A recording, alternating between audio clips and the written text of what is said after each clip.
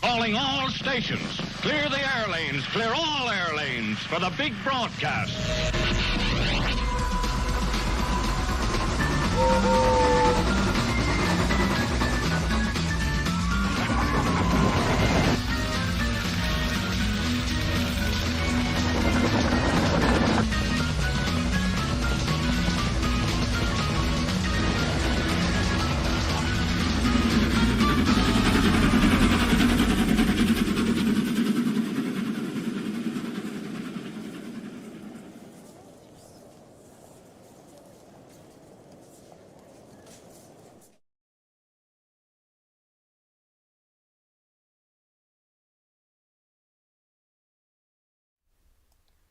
Well, hello guys. This is Donald Douglas 2000 here, and yeah, how's everybody doing? So, yeah, here we are again at yet another live stream. So, and this one's gonna be kind of different. So I've recently heard about a little bit about this Thomas and Friends fan story that's like 30 chapters long, and I thought, hey, you know what? For a stream, why not read some of it? So that is what we are going to be doing in this live stream right here. We're going to be read like but however the story is since the story is like 30 chapters long, as stated in the community post, this will be like kind of split into three parts. What will happen is the first part in this stream is where I'm going to be reading chapters 1 through 10, and then 11 through 20 for next week, and then the rest of the chapters the week after. So yeah, so are we ready to do this? Because this is gonna be I guess I'll wait a little bit for people to join in and stuff, because this is gonna be a challenge. Yeah. And just to clarify, a certain individual, I'm not gonna say who he is, because I don't want I don't want the surprise to be spoiled. He recently did like a small little podcast thing on it, and after that I read like 10 chapters, and it was awesome. So yeah, we're gonna be doing that in the stream, and I'm not really gonna be playing Roblox yet in the stream, because I want to be able to read those 10 chapters and get them out of the way, and then afterwards we'll do I'll probably roll the intermission, and then we'll play Roblox and maybe call with friends or something, the usual. Excuse me. All right. I got my water here.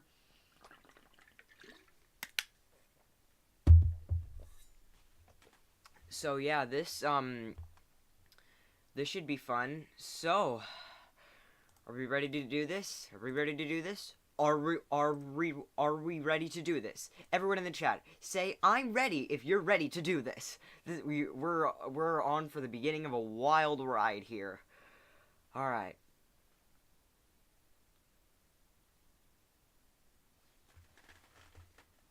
No one's saying anything. Is anybody still there? Okay, alright. Concurrent viewers 12, chat rate 2, views 12. Alright, not bad. Average view duration 1 minute. Oof. Oof. Big oof. Alright, so yeah, this is, this should be fun. Yes, yes! Yeah. Okay, yes, yes! I'm ready! Okay. And then, okay, are we ready? Alright then, here we go. I'm not gonna be looking at the chat or anything while I'm reading, so, yeah, just bear with me. Okay, ready, 3, 2, 1, it's not a Rickroll, go. Donald Douglas 2000 presents.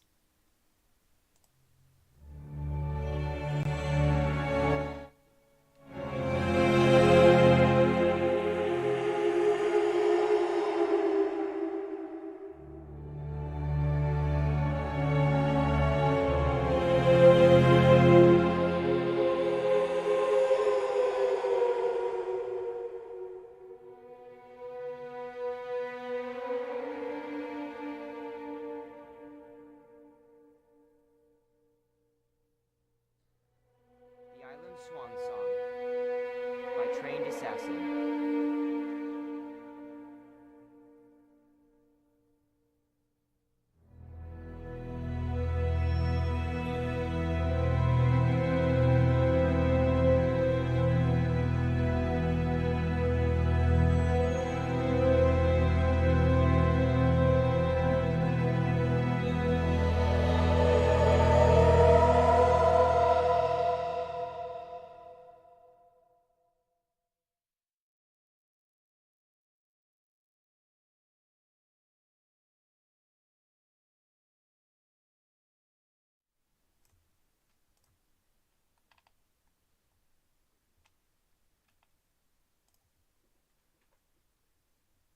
Chapter 1.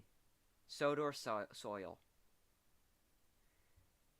And also, before I begin reading, I apologize if I mispronounce any words or anything, or if I stutter. So, yeah, here we go. Chapter 1. Sodor Soil. Ever since I was a child, I'd heard stories about a magical land, an island where dreams come true. Dreams are fleeting. If you have them once, they rarely stick with you. Those that do are still ideas trapped in a singular moment of time, unlikely to become reality by the time the means are acquired. But this island is different. Its non-human inhabitants captivated millions through books, and later television. These inhabitants are talking trains. Talking trains, engineered, but they live and breathe as we do. Alive they may be, but like all living things, time has its way with them. Time doesn't stand still as much as we'd like it to. I'm just adjusting the volume here. Okay, as much as we'd like it to. The book series stopped. The television show changed, relying on a make-believe over of the real-life accounts of books. The animation became far removed from the real places and events. And in the end, the tales and inhabitants of the island of Sodor were commodified and corrupted by their own corporate success. The real world of Sodor was left behind. No one knows what became of it.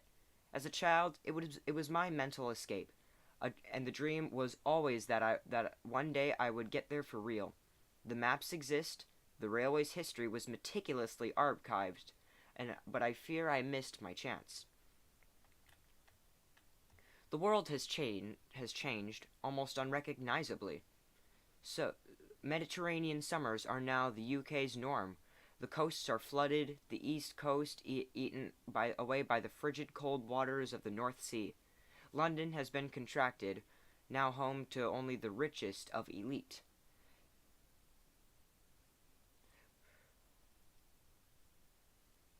No one knows what became of Sodor. All that's known is that people have emigrated, and everything, the railway included, is presumed abandoned. Some engines escaped to the mainland, their curse of survival being the surrender of their sentence. No one travels to or from the island anymore. Stories about the engines have long ceased. Do any still exist on the island? Too many pressing questions come to me in the dark hours of the morning, replacing the dreams of countryside and the chuffing of colorful locomotives I had once seen in my formative years. My inner child needs the answers, while I hope the maturity and resilience of my adulthood will be enough for the thorny, hard truths I fear I'll find. Need to work on my breath control a little bit better. The adventure began in Barrow-in-Furness, Sodor's sole link to what the Sudreens called the other railway. Here there once stood a gleaming rolling bridge, bright red in the animated show. that served the railway and shipping channel that ran beneath it. I stood, gazing over the bridge's decrepit form, a poor indicator of what was to come. The mainland track bed leading to it was still in place, though the rails had been removed from the sections directly in front of the bridge, as if to prevent anything from getting on or off the island. The mellow yellow fields of barrows stretched out either side of me. Rotting fence posts leaned on all angles along the wedge of what had once been the railway line. The bridge itself, named after the nearby settlement of Vickerstown, remained down and flush with the barrow soils. Flakes of red paint and remained tucked into the corners too high for sunlight and other elements to be fragmented and dislodged.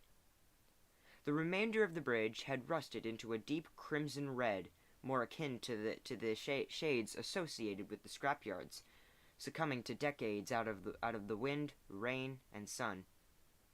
All the sections still seemed to be in place, though how unstable the structure was remained unclear.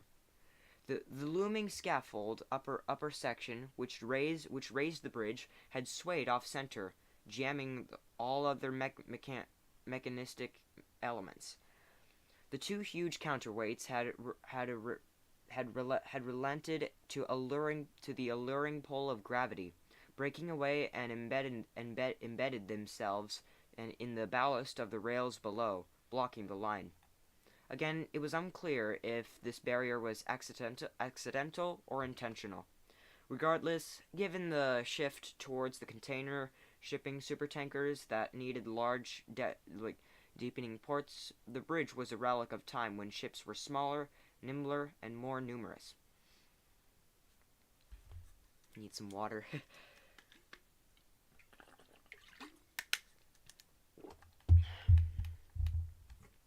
Ballast scraping, shifting with each step I took. The first time it had moved for who knows how long. I walked towards the bridge, 80 liter, I don't know how to pronounce that, but 80 I'll just say 80 pounds. 80-pound backpack on my shoulders, the weight shifting as I traversed the uneven rocky road. I had no clue what was waiting for me on the island. Basic provisions were necessary. My first step onto the bridge loosened flakes of rust. They scratched under the sole of my shoe with a noise that itched my nerves like a rash. The bridge still felt solid, so I pressed on. Weeds blown from the sea breeze had sprouted nooks and crannies I wouldn't otherwise have noticed. Nature had certainly found a home on this island.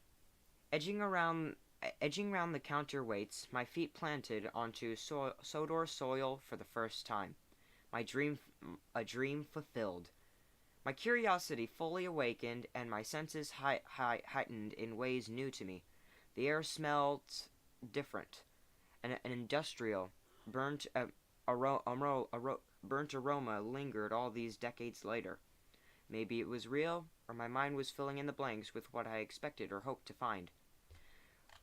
Pulling out my map, figuring I was on the far east point of the main line, following the tracks would lead me to the biggest station on the island, Vickerstown. It was about 3 kilometers by rail, easily walkable. I aimed to hunker down there for the night and to scrounge around and get a feel for the state of the island. If anyone remained, it would be there. If they could help fill me in on what exactly happened here after the planet succumbed to climate change. I walked on, mulling over what was likely the case. Phasing out the household coal market was the UK in the UK impacted heritage railways, but Sodor's rail network relied on coal, and to a lesser extent diesel. All coal alternatives, wood pellets and the like, would have been voluminous enough or efficient enough to uphold the network of this size. Even if Sodor went to the UK government appealing for rights to be their own sovereign region or nation, There would be no guarantees their case would be successful.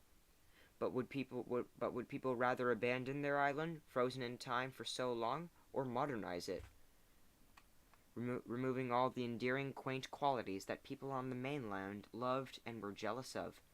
Something else had to be at work. The fields on either side of the line gave way to retaining walls. Lichen, I don't know how to pronounce that, I'm sorry. Lichen and ivy snaked green across the red bricks. Soon the elevation of the surrounding countryside dipped, and the great settlement of Vickerstown sprawled across the lands below as the tract became a viaduct. Up ahead loomed the big station, tall and grandiose in the environment, even after all these years. The height of the station's entrances entrance arches dazzled me as I walked up the lines into the station itself.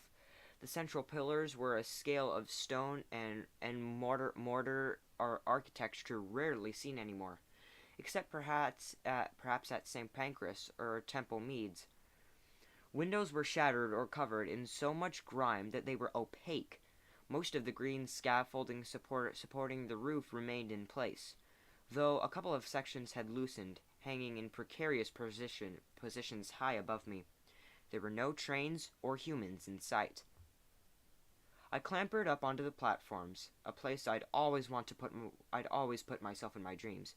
Trains would come and go, stop and talk, fuss about with the passengers and each other. But the place was deserted, except for the cold wind that seemed to creep into my sleeves and neck. There was so much which we never saw in book illustrations beyond the edges of the page. Ropes and rope stands still anticipated queues of passengers. I walked up to the ticket counter. All the positions were locked shut, layered in dust. A small board sat on the center of the counter. NWR is ceasing operations with immediate effect. No explanation or elaboration, only more cryptic evidence something had gone awry. I walked down the steps of the station entrance, a miniature yet grand archway with a small human-sized glass door. Towards what was the taxi bay, the cobbled road had withstood the test of time. There were no vehicles in the commandeer. Finding a working car would really speed up my exploration. Alas, it was unlikely. The steady slope of cobbled road led down to a crossroads junction, where a set of tram lines headed off to my left and right. I noticed these in the show, though we never saw anything run on them. A section further down the line was flooded, while the other direction had snapped electrical lines. The lines heading to the east would yield no insight. All that lay that way was the coast. I decided to track the lines as they headed west, curving round the north as they did slipped under the viaducts. I saw flashes of Henry crashing and hanging over the road in this very spot. A vivid, real vision, but exaggeratively animated, so therefore questionable in its historical accuracy. However, the structure, the city layout, and architecture all matched the animated set. Maybe there was more truth to all those later absurdities than I gave credit. The tram lines curved back west, rising up into the countryside to track level, joining the main line junction. From there, a single railway line split off a set of points curving north. I had a sneaky suspicion of where they went. The sky overhead was drawing one of the famous Sodor sunsets. Dabbles of blue, orange, and pink bled together in the pearl-white clouds that slipped through the heavens. If the buildings I was hoping to find this island on this line remained, it would offer a perfect place to spend the night. It still stood, after all these years later, a red roundhouse, 5 berths, with tracks stemming from the central turntable. It To the left was a pond where a certain big blue engine had once slipped off the rails. The waters had risen, spilling out to fill the turntable well. The turntable bridge had rusted, partially collapsing on one side. Bulrushes had sprouted around the rim. All surrounding sidings were desolate. As I approached the roundhouse, wooden doors had rotten at the hinges and collapsed in most berths, except the one at the far end. Slate roof tiles, smashed and broken, littered the ballast. Suddenly, the warm prospect of darkness Suddenly, the prospect of darkness inside massaged anxieties and worries on my mind. I cursed myself for not bringing along any weapons for defensive purposes. I can't speak. I cursed myself for not bringing along any weapons for defensive purposes. That is. The naivety of my inner child still hoped for Sodor to be this magical place, almost devoid of crime and the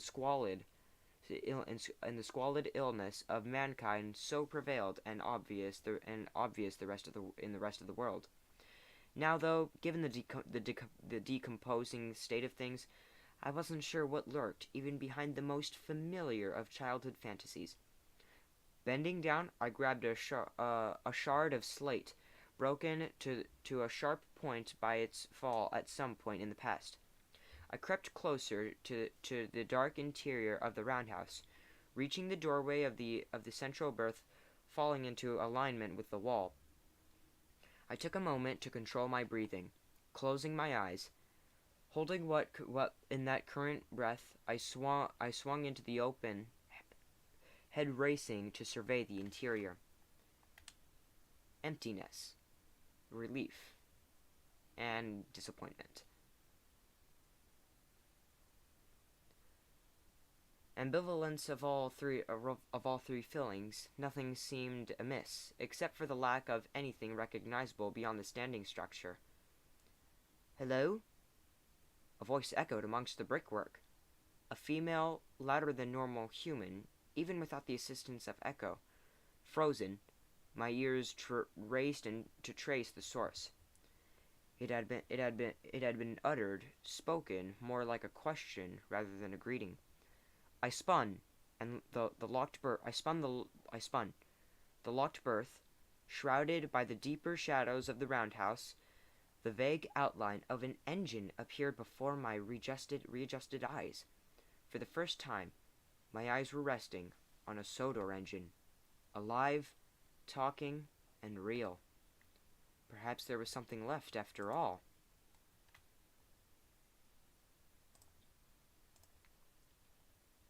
Chapter 2. First Contact.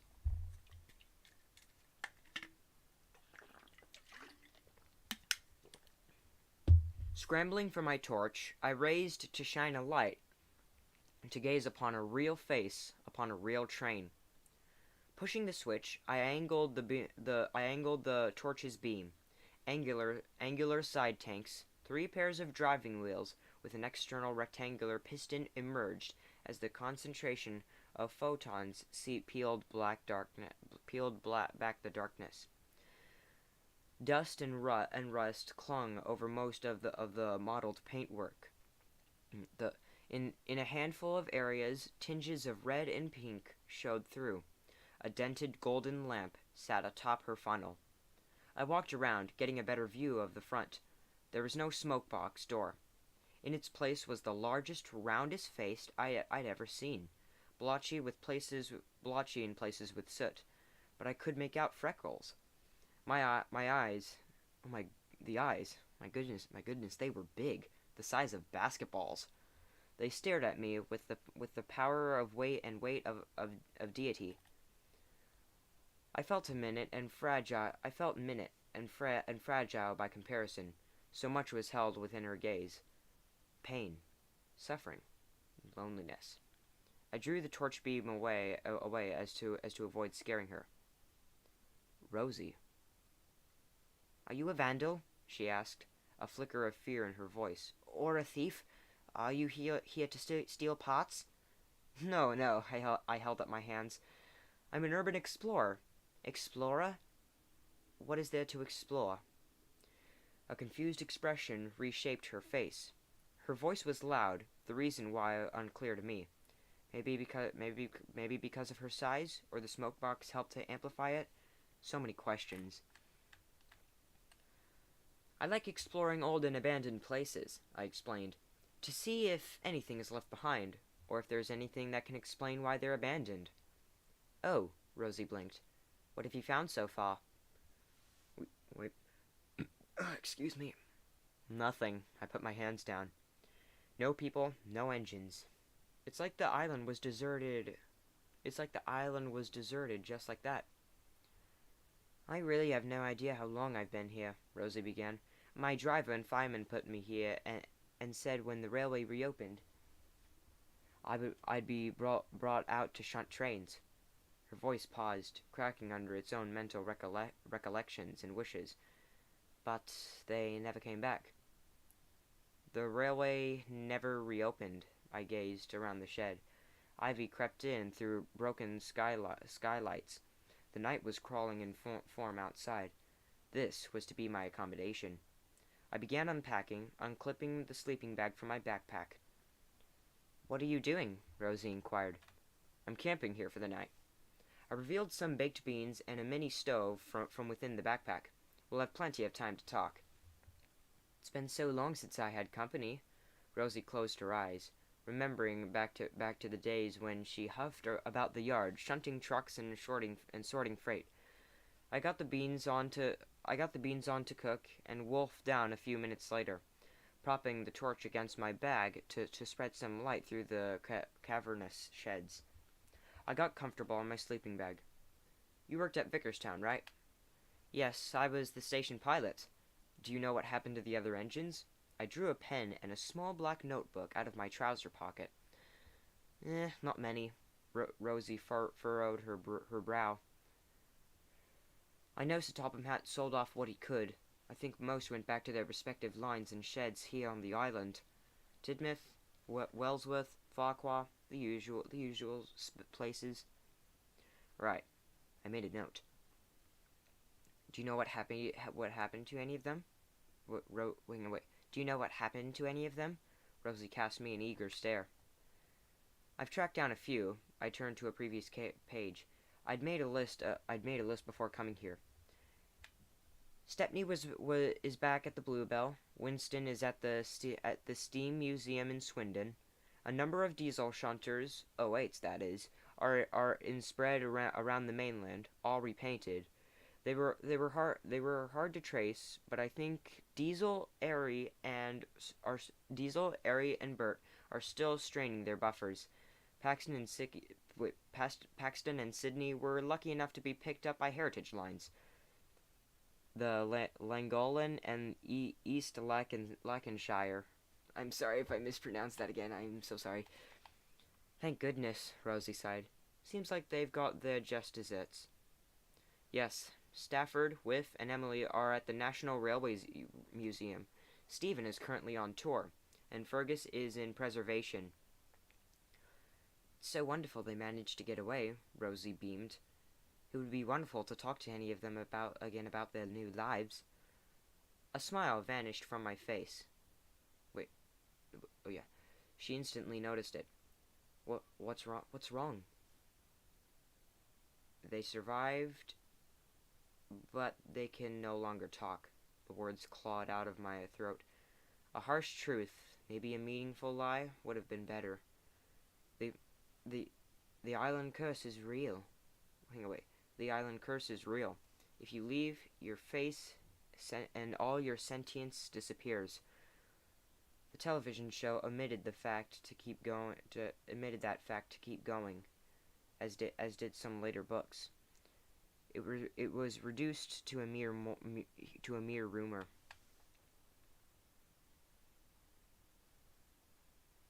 Oh. Rosie's lip began to tremble. So, salvation was never real. I had no words. I felt like I'd broken the poor engine's smoke box, coming in with a glimmer of light. only to shatter any hope or reprieve I'd inspired. Perhaps it was best to leave Sodor to memory. I could easily be home by tomorrow, but I had already come this far. The first contact would stay with this first contact would stay with me forever. I might as well see the mission through. Don't worry about upsetting me, Rosie interpreted the silence. I'd rather prefer the honest truth more than lies to chew over for however long I've been left in the shed. Again, I hesitated into silence for longer than I felt comfortable.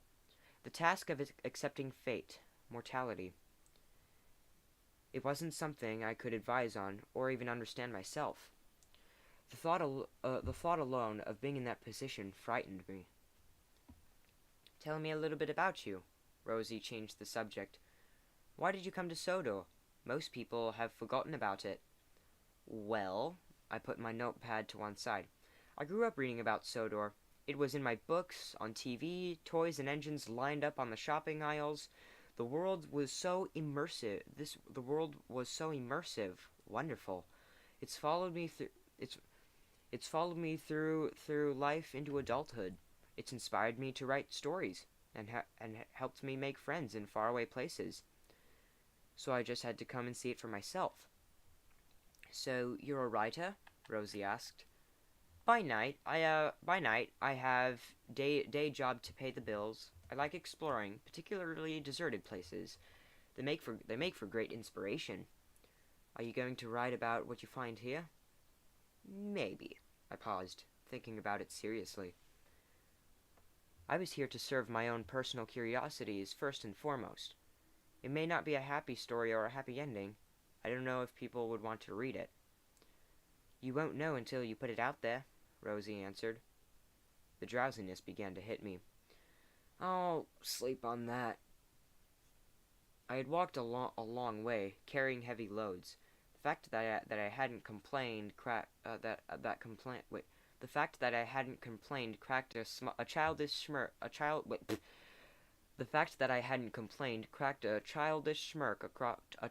smirk across my face.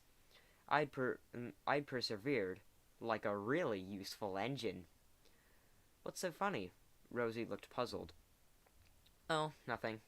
I shook my head. Somehow I was still awake, even though the moon and stars glittered through the gaps in the roof. I'll let you get some rest, Rosie said. It's been nice having some company. We can talk a bit more in the morning, I smiled.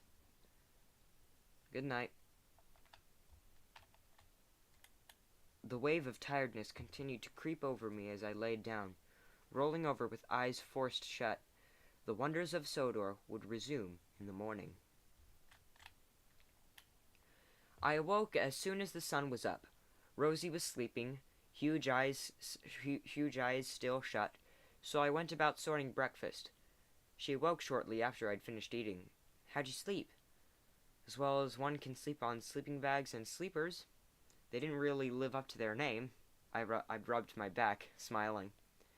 What do you plan to do today? She looked down as I unfolded my giant map of Sodor, a photocopy of a freebie from the back of a special edition book long out of print before even the book series came to an end. I think I'll start by heading down the Normanby line to the fishing village, I explained. If anyone is still here and nearby, they'll be living there, off the sea. Falling at that, I'll cut across to the main line and follow that west. What will you do after that? What will you do after that? I'll probably make my way towards Knapford, perhaps via Brandham. The docks may hold some clues, particularly if there was a big rush off the island after whatever happened to the railways. But Knapford is the end game. If Sir Topham Hatt was selling off engines, there'll be lists, receipts, and other information in his office. I can use that to piece together what happened, though I'd really like to find more engines, and maybe people, along the way. That sounds like a lot of traveling, on foot as well, Rosie blinked. If I find a working car, that'll make things a lot easier, but it is unlikely. Well, I wish you the best of luck. Rosie's voice leaked disappointment. I hope you find what you're looking for. Part of me didn't want to leave her, all alone in the shed. It was a wonder she had any grasp of sanity left. But then again, who knew what happened to engines left like this, except the inevitable? Gathering my belongings, the pack feeling marginally lighter than yesterday, I departed, leaving Rosie for her eternal peace.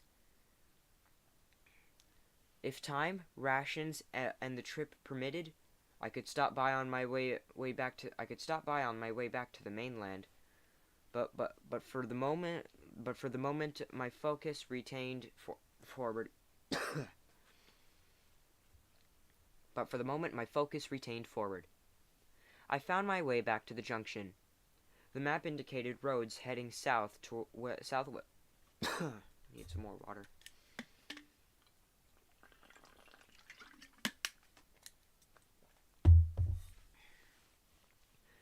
I found my way back to the junction. The map indicated roads heading southwest towards Ballyhoo, but I wanted to follow the main line to gauge the condition of the tracks themselves. Ballast crumpled underfoot like an oversized gravel path, punctuated by the silence when my steps occasionally fell on the wood sleepers. A handful snapped under my weight, rotted after years of neglect, but most held firm, not yet reaching that point of decay. Shrubbery and weeds cropped up at the random. There had been no treatment of the line for some time. Some plants, particularly horsetails, reached up to waist height. Excuse me. I soon approached a weed, or I don't know how to pronounce that. It's like W-Y-E. I don't know. I'm sorry. I soon approached a junction colonized by greenery. The remains of a billboard stood to one side. The cab and wheels of what had been a picture of a diesel, all that remained of what it had advertised. Vickerstown Diesel Works was nearby. An idea sparked in my mind. If there was any fuel left on Sodor that might power a car, it would be there. Mid-morning was closing in, but there was time to take a detour. I could stop over in Normanby for the night. 2 tracks led up to the diesel works gates. The depot differed heavily from what had featured in the animated show. The architecture and track layouts were much more in line with what I'd come to expect from the book illustrations of Sodor. The show's grid of crisscrossing tracks was absent. Instead, there were parallel tracks joined in places by points, all set in bed of the ballast. The sheds at the end of the lines were shuttered, but the buildings were constructed of red brick and with slate roofs. A siding peeled off to the right, leading to what would be a refueling station. A tinge of diesel oil still lingered in the air. Perhaps an engine or two remained as well. Drawn in by possibility, I approached the shed less stealthily than I had the roundhouse. Most of the shutters rolled out, bolted to the floor by padlocks. One berth on the far right remained half open. Slipping my pack off, I bent under it, climbing inside almost darkness itself. I switched on my torch, conscious about the batteries in it now, and gave a quick sweep of the interior. There was an engine at the far end, in the far left berth, but not one that I had recognized. It certainly had never appeared on a page or screen to my knowledge. The chill of unknown wrapped its bony fingers round my spine. in between chapters. I'm just gonna see what the chat is saying. 40 minutes in. Wow. Oh wow, this is gonna be long. Okay, just gonna have some water.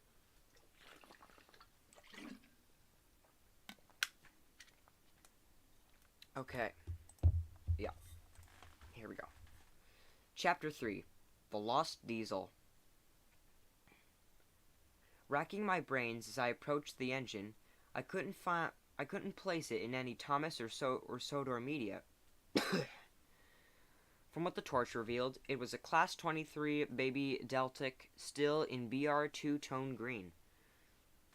The sheds, being newer than the roundhouse in Vickerstown, had kept the diesel in better condition than Rosie. There were no visible rusted paint or parts. The engine appeared to be in full working order. Though I knew how seized up the internal mechanics were. A number adorned the side, D4. They were an NWR engine through and through, but that didn't help with identification. I approached the front, peering at the large rectangular face and closed eyes. The nose was wide but shallow. A thick lower lip and thinner other lip formed a wide mouth. Two long, slender eyebrows perched above the drawn eyelids, giving the whole face feminine vibes. Whoever they were, I hadn't startled or woken them from their indefinite slumber.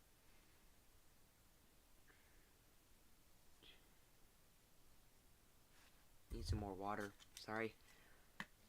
I apologize if there are any hindrances during this narration, as it is kind of tedious to be reading for 90 minutes straight.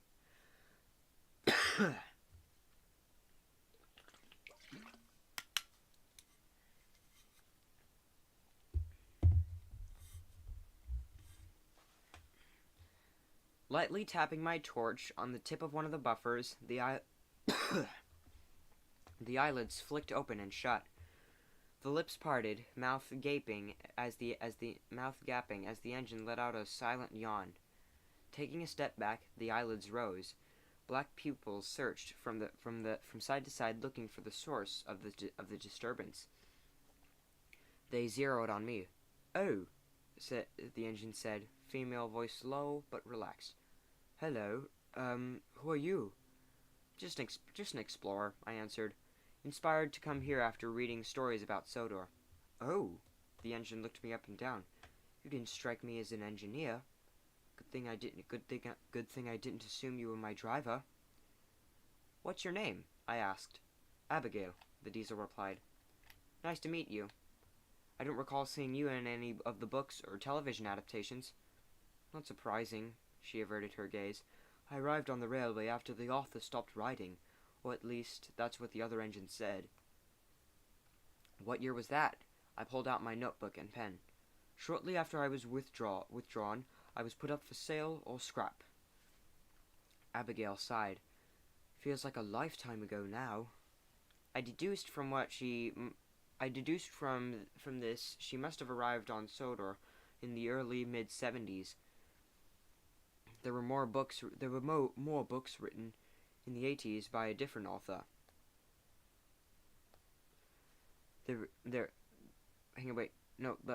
Wrong voice. There were more books written in the 80s by a different author. There was a rumor of a new author," Abigail admitted.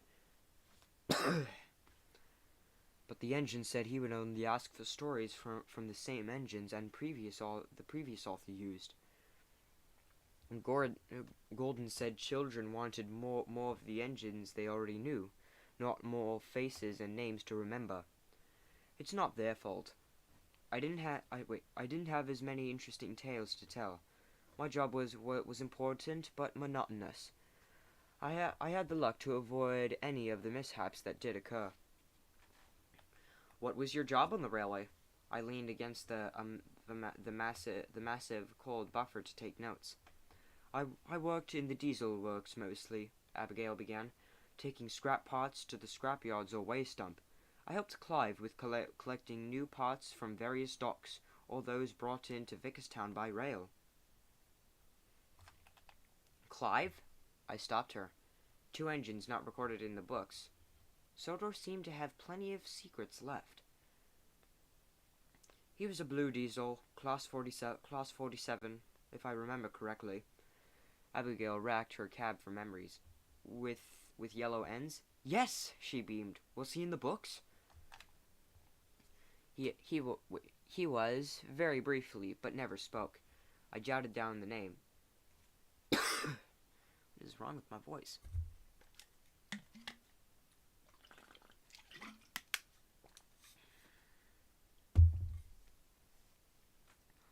He was only ever referred to as the Works Diesel.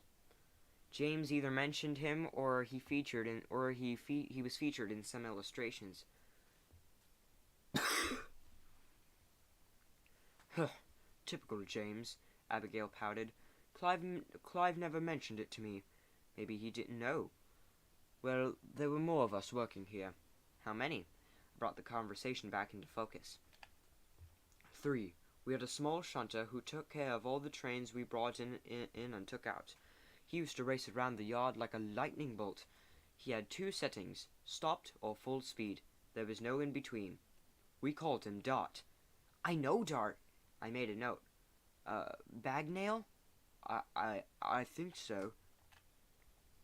Was there another shunter? A sentinel under the name of Den? Doesn't ring a bell, Abigail replied. Interesting. I scrawled it down.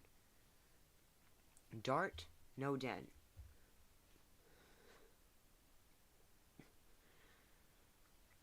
It seemed odd to show that wait.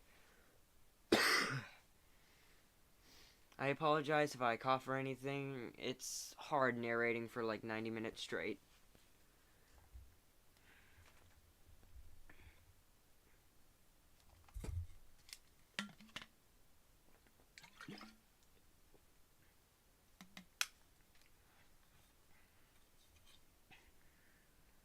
It seemed odd the show had taken a real life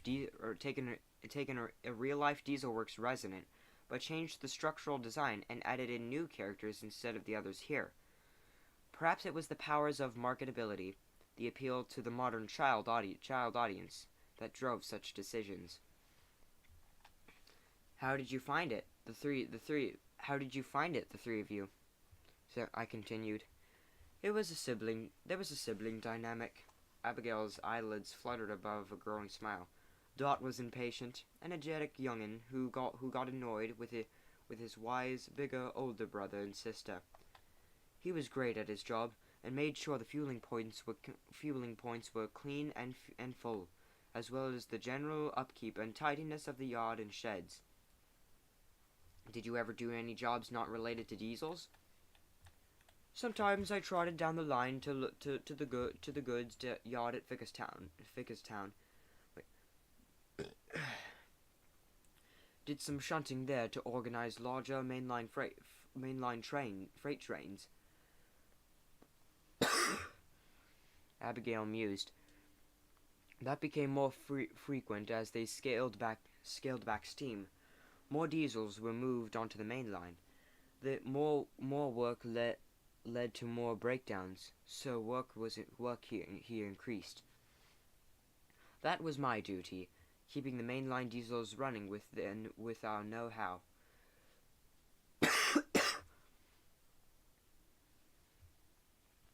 It kept it at all. Wait. I kept at it all right up until the end. I'm just grateful I avoided scrap.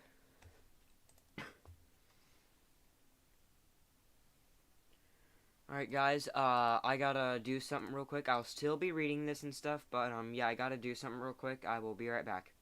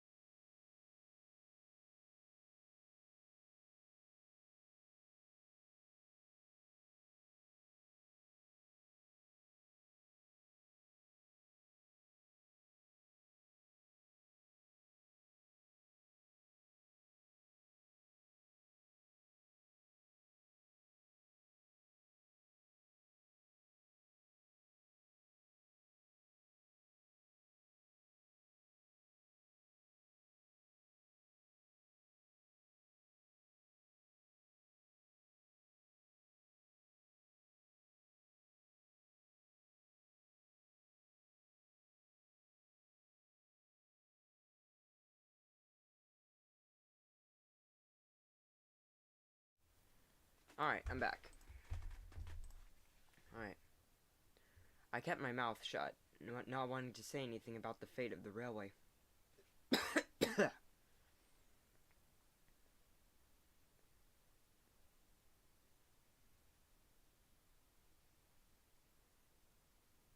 fate of the railway.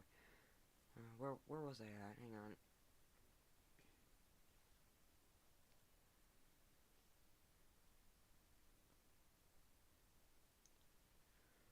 Okay. Here we go. Not all the engines would take it as well as Rosie had. Wait. Hang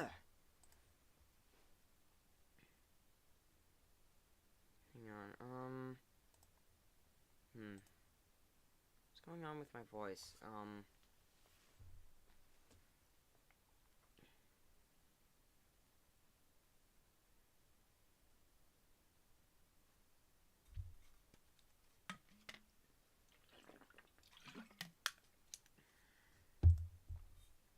Okay,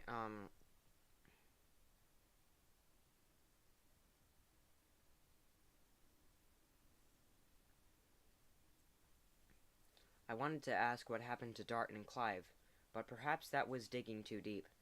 So, do you have any of your own stories? I asked out of curiosity. Wait, so do you have any of your own stories? I asked out of curiosity. You mean interesting tales of working on the railway, starring me? Abigail's face lit up. Could it end up in a book or on TV? No, I backpedaled. There's been no new books for close to 30 years, and the TV show has become far removed from the truthful, realistic recollections. In fact, that's been off the air for almost 2 decades as well. Oh, her face fell into dismay. I thought if I could get into a book or on TV, someone might come and put me on a new railway. I could be useful again. Well, tell me a story anyway. You must have had one day on this island that you'll never forget. I tried to lighten the mood. The diesel thought hard. There is one day that springs to mind. What day is that? It was during a summer many years ago. Okay, so I'm still gonna be reading this and stuff, but yeah, I apologize. I apologize if I cough or anything because I've never narrated for like this long, like just without breaks. So yeah, thank you for bearing with me. So yeah, without further ado, let's proceed. No wait, okay. All right. Chapter 4. Abigail, Gordon, and the Poster. For the pleasure of the reader, whom is likely following this adventure because of their own childhood fascination with the Railway series or Thomas and Friends, I have written Abigail's tale in the style of one of those books. Abigail, Gordon, and the Poster. Abigail is a diesel who helps out at the diesel works. She helps run old big parts... She helps run old parts to the big station, where she collects new parts for diesels waiting to be repaired. One day, as she waited at the platform, she overheard an interesting conversation among the steam engines. A photographer is sure to want me as their cover engine, Gordon boasted. It's a train film after all. Excuse me, Abigail joined in. What's this about a photographer and a film? They're making an exciting action film set on the mainland. Wrong voice, sorry. They're making an exciting action film set on the mainland, Henry explained. It features train chases, crashes, spies, and all sorts. I hope they're not crashing real trains, I hope they're not crashing real trains, Rosie gasped as she pulled up next to Abigail. That would hurt. They're using small electric models, special effects, as they call it. Saves us important It saves us important engines from getting banged up. They want to take photographs of the railway's Sodor to advertise the film. I hope they use the forest, Henry added. It is stunning this time of year. They will want the majesty of my gradient. It's grand and shows you the island for miles. Gordon argued. Perhaps I could appear on the advert.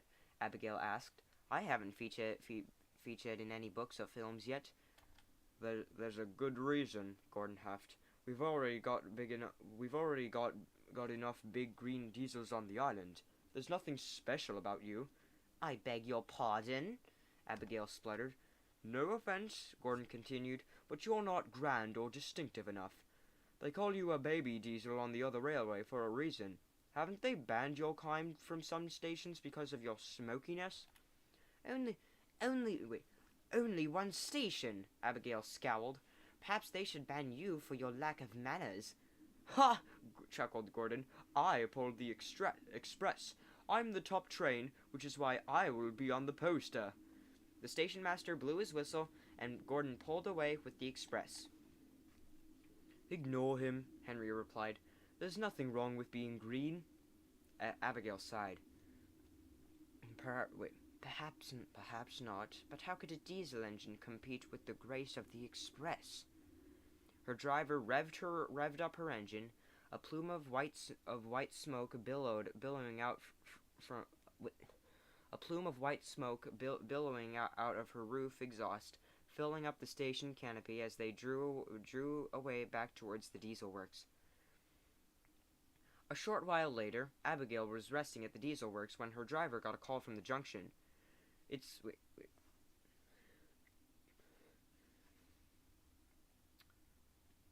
Gordon, he told her. He's broken down on his return trip.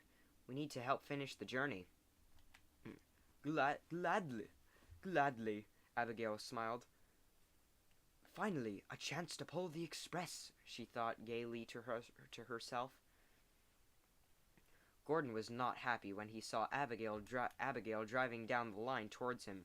Oh, the indignity, he rolled his eyes. Of all engines. Let's be civil, Gordon. Abigail pulled up, ready to be coupled. I'll get you to the station in no time. With the coupling set, Abigail began in reverse, hauling Gordon with his heavy coaches back on their way. When they arrived back at the station, the Fat Controller was waiting to greet them. The Fat Controller was waiting to greet them. I have a special guest here to see you, he said. Is that a photographer? Gordon's face lit up. Yes, a tall gentleman with the camera stepped forward. But I'm here to speak to this wonderful diesel. Me? Abigail blinked. But why?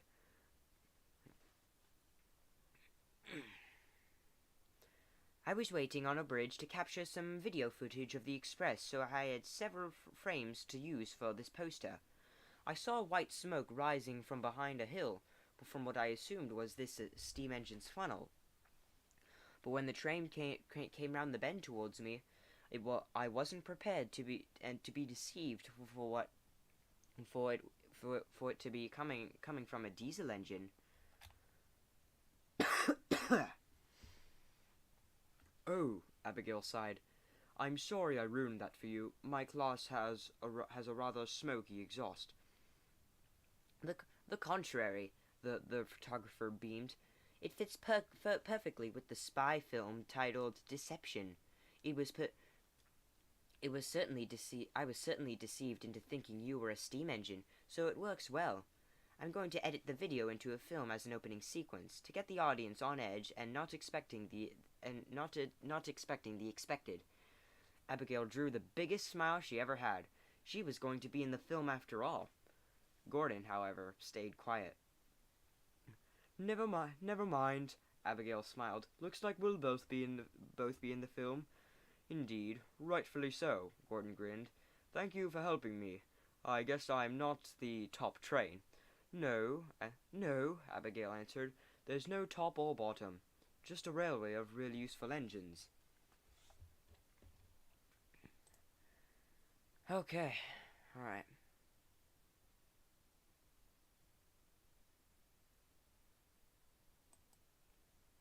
Okay, I'm just gonna see what the chat is saying.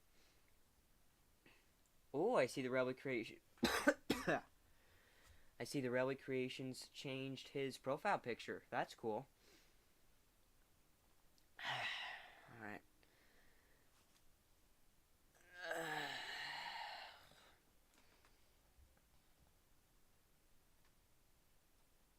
This is a challenge to read like 10 chapters for so long.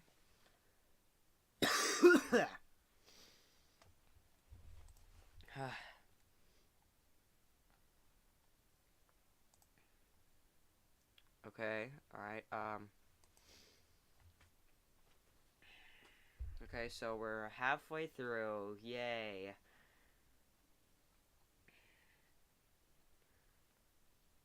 I can do this. Come on, come on, come on.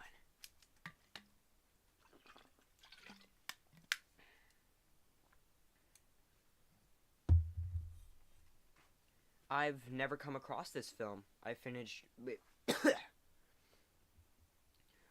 jotting down the tale. I'll have to look it up when I get home. I was given some copies of the poster, Abigail said. My driver hung them on the wall behind me. Spinning with my torch, there was a poster behind me. Along it was now fallen it was now fallen the wall, frame broken by the hard floor of the shed. Still, split perplexed still covered the images. Well, I stepped over the track, bending over for a better look. Water damage had blended the color dyes, but the engines were still clear as day. There was no denying this was Abigail and Gordon. Seeing the blue express engine for real in a photograph sent chills through my bones. He was real. The mystical blue streak who raced up and down Sodor's lines more often than any other engine was real. And so, what a sight he would have been to behold in his prime.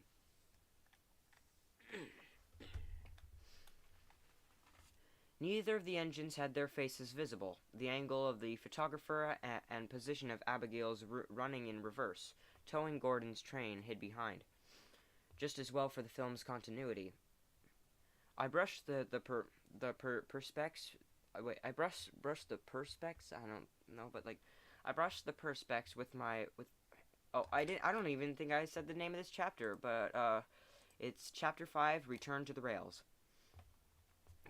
I brushed the perspex with my fingers, the tips collecting grime. I'm sorry you had to watch it decay like this, I said. It's okay, Abigail replied. 15 seconds and all that. I had my time. Worry stopped me from looking at her, as if my expression would reveal some kind of ill truth. Her situation was truly hopeless, as it was for Rosie. Sodor, as it was remembered, was never coming back. But you said Dot had always kept. Wait, you said Dart had always kept the refueling point full and clean. I turned to her, showing my intrigue over my anxieties. Yes, Abigail raised an eyebrow.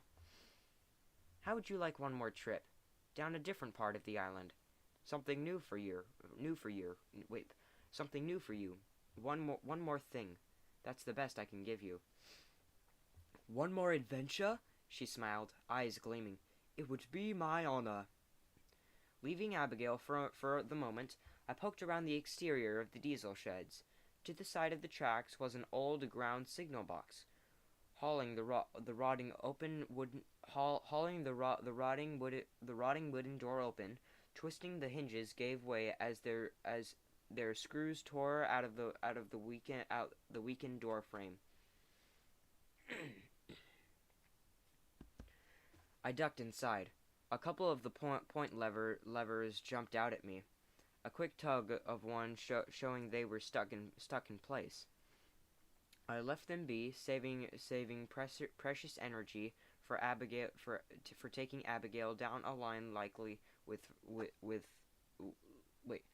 I left them be, saving precious energy for taking Abigail down a line likely fraught with hazards. There, under the table, lowering onto my hands and knees, I rested my elbows on the dusty floorboards.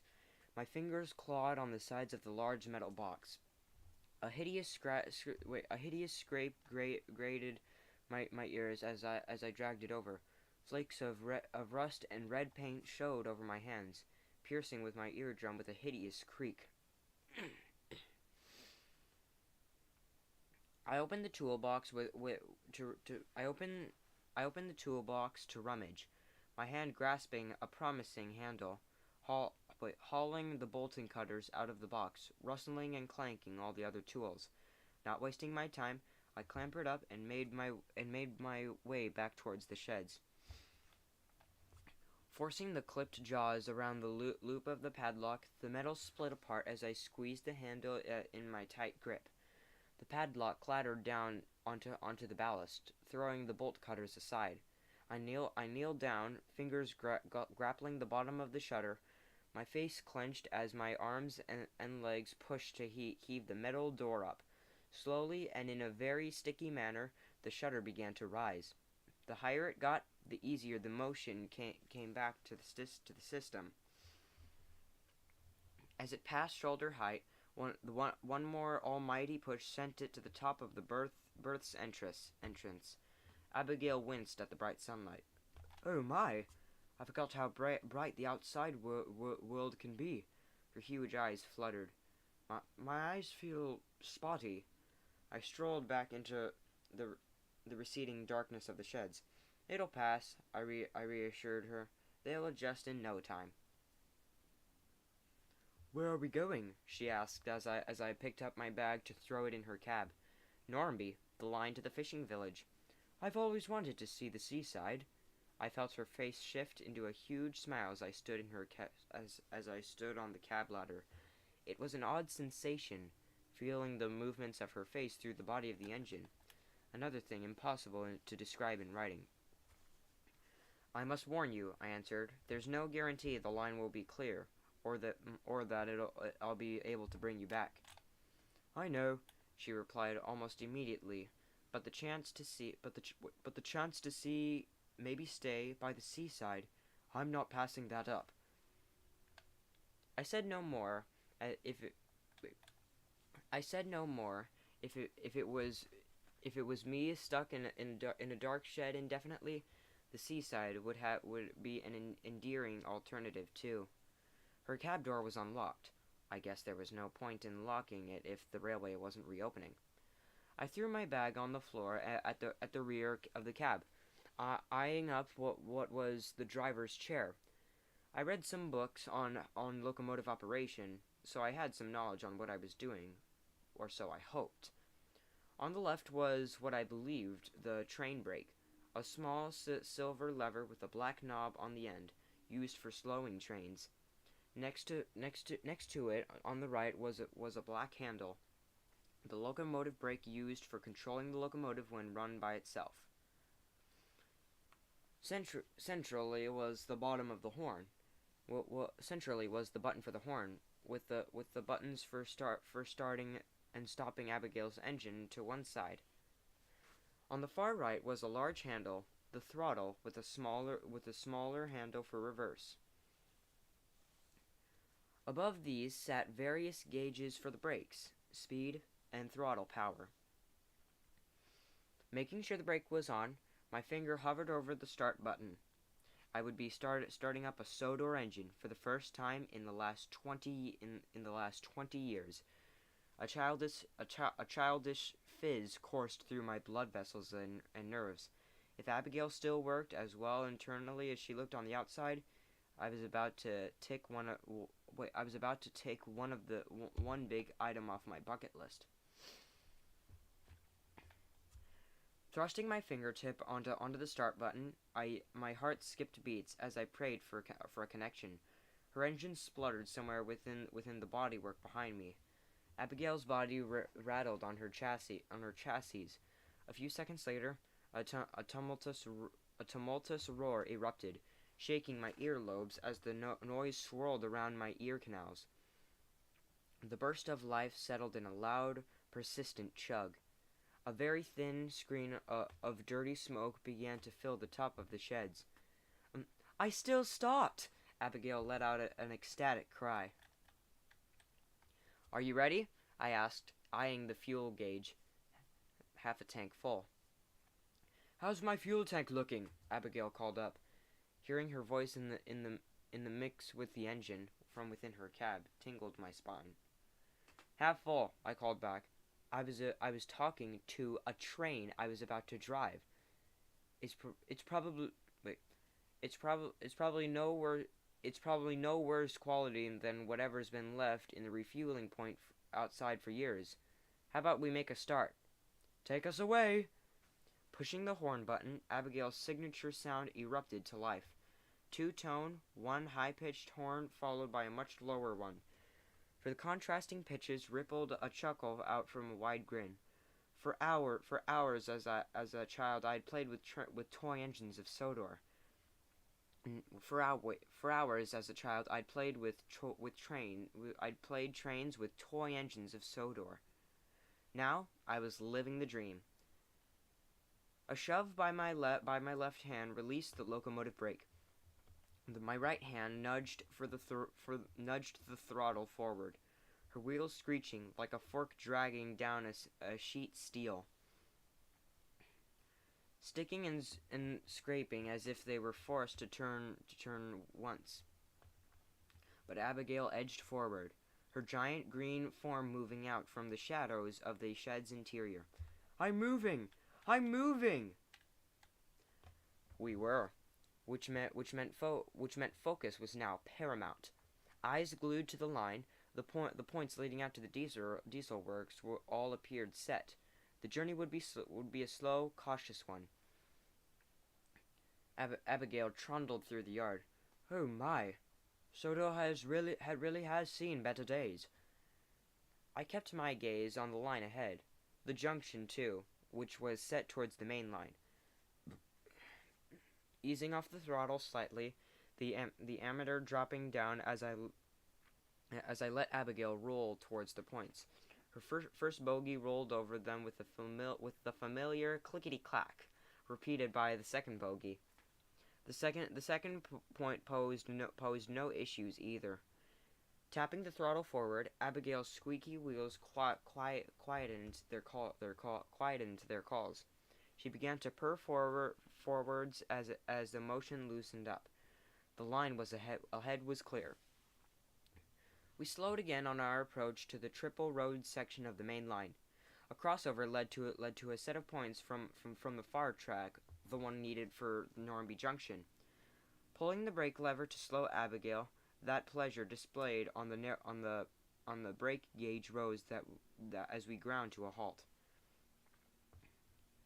I opened the cab door to manually change the points, checking the brake. Checking the brake was hard on before clampering down. There was going to be no runaway engines on my watch, regardless of Sodor's reputation. The trackside point lever was angled in brambles and a sticky weed that had marched down from the embankment.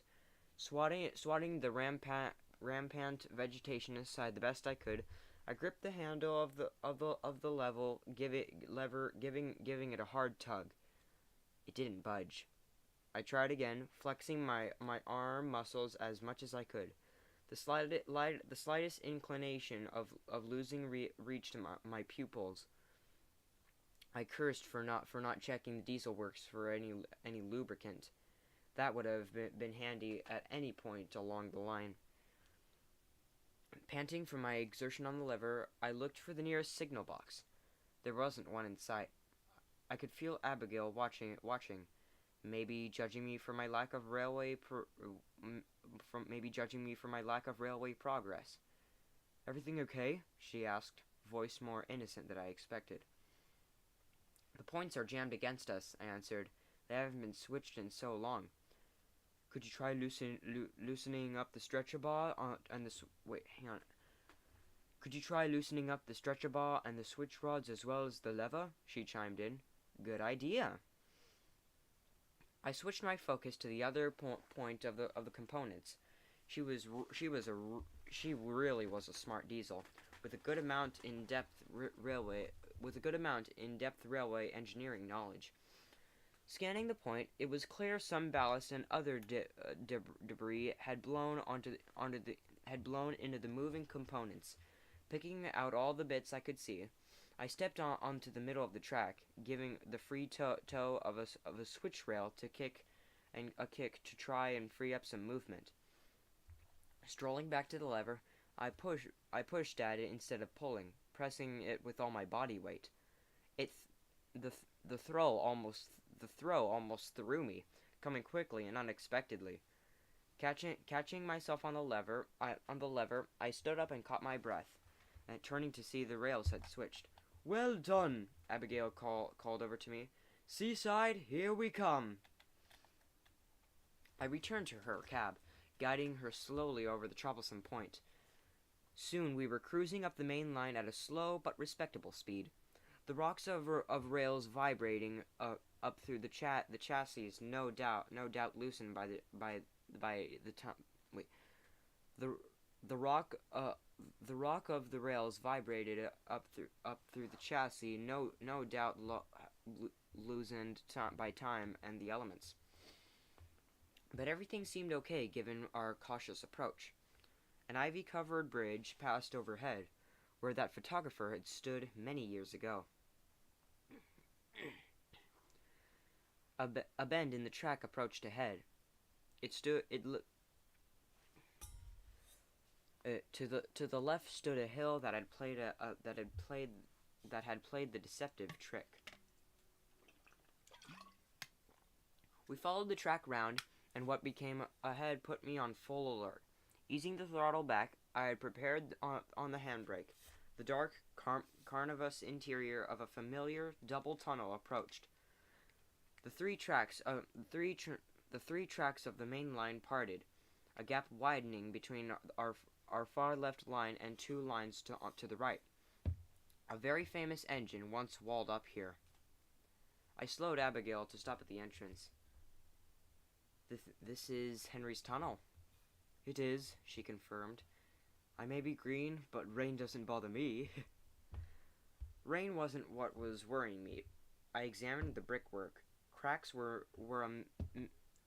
and missing mortar were evident, the sign of water erosion.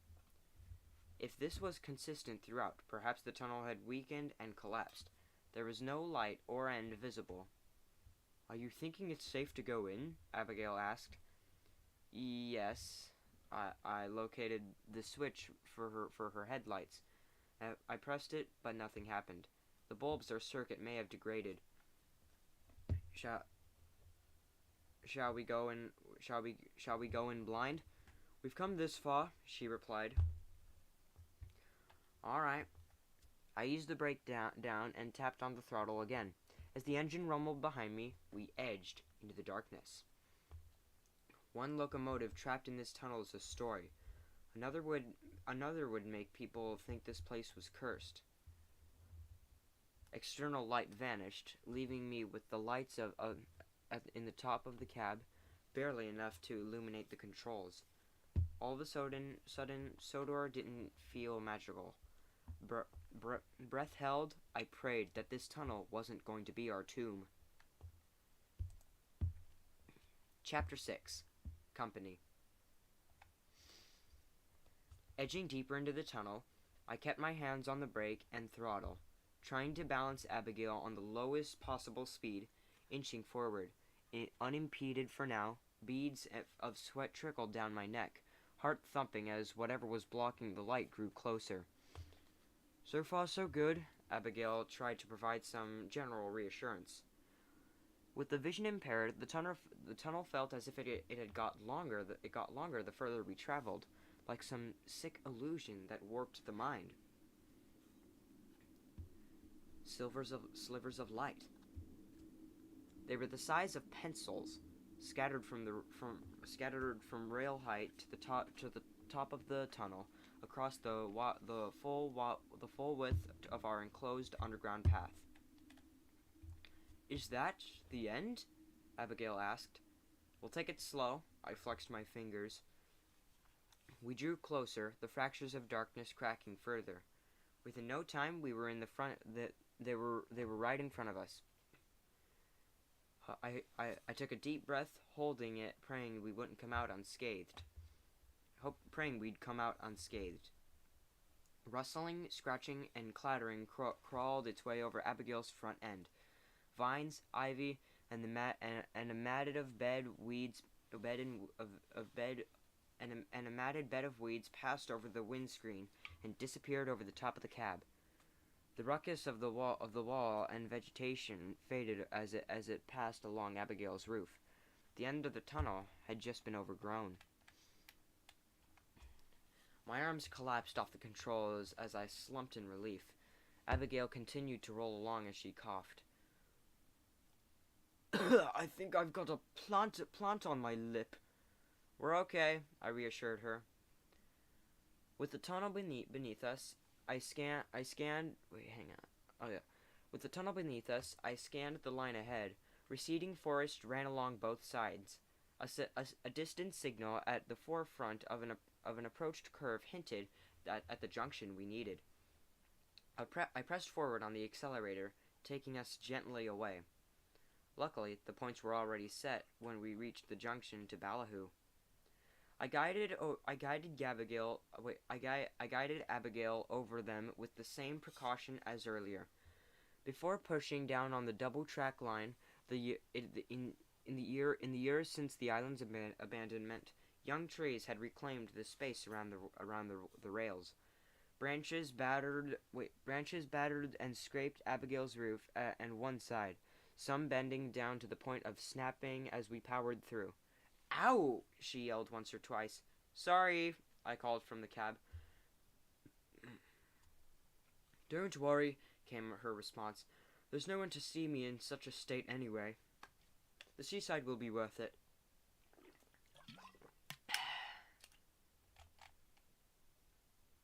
I didn't answer. Her oxymoronic her oxymoronic defeatism, I don't know how to pronounce that. Her oxymoronic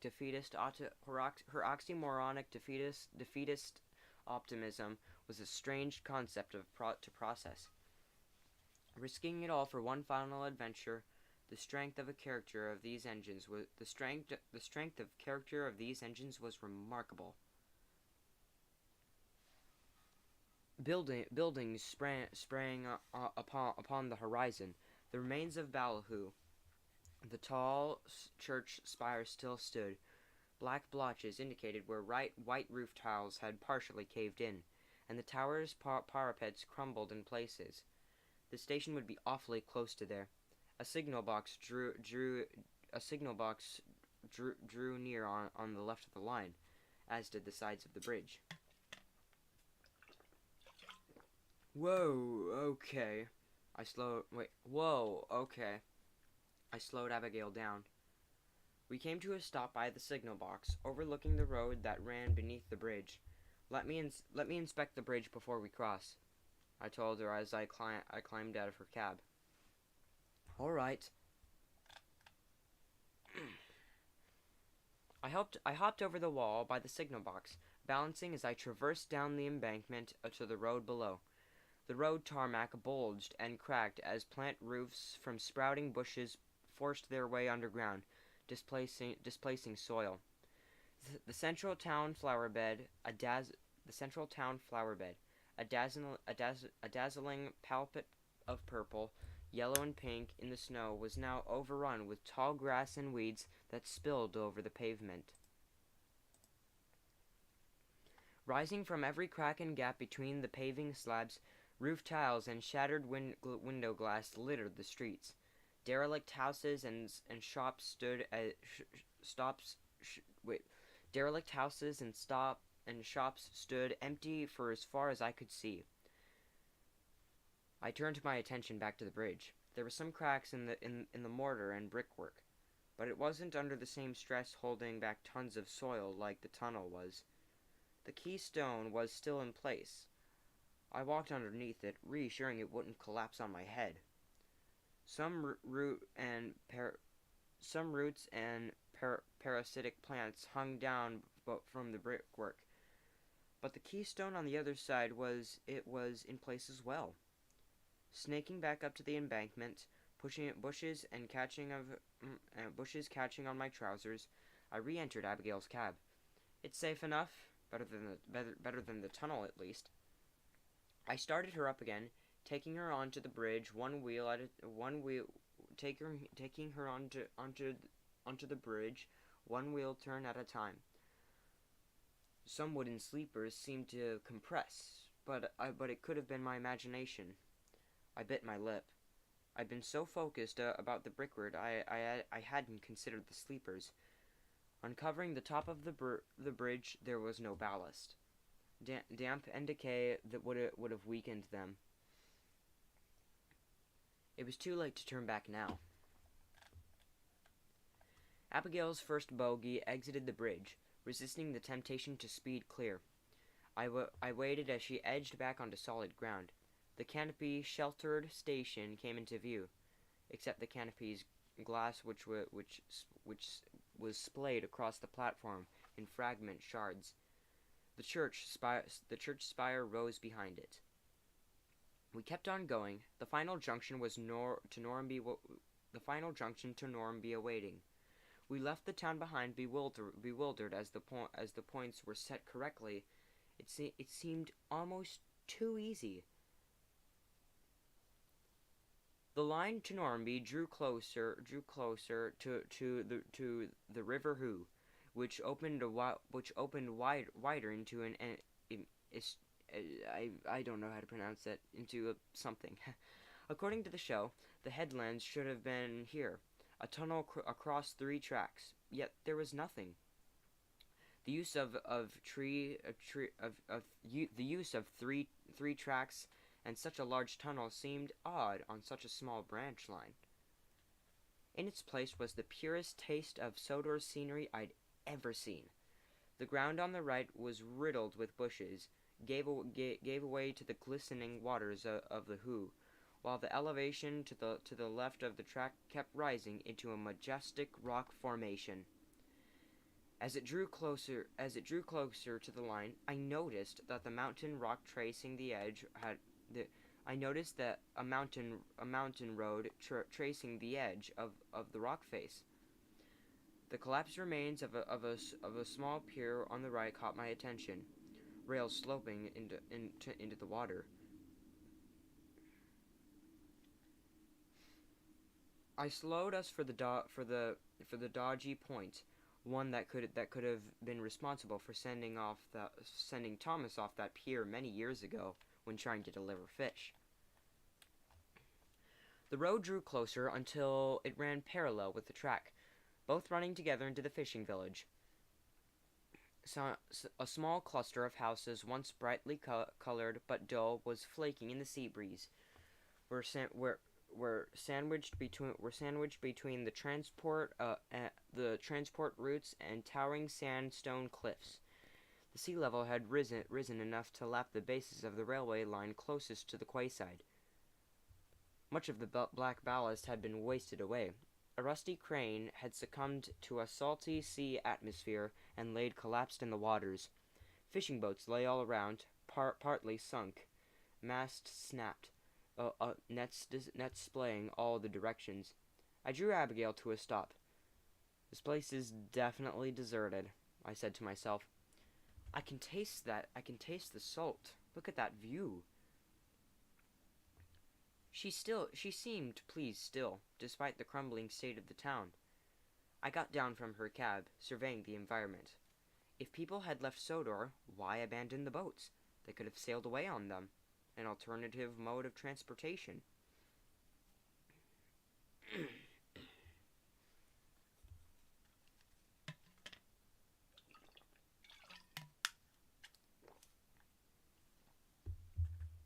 think it's safe to pass? Posed the question. We've come this far against stacked odds and dangers. Abigail remained upbeat. I stood thinking. I would have to leave her, and I didn't want to do that somewhere as exposed as this. The wind carried words near to my ear.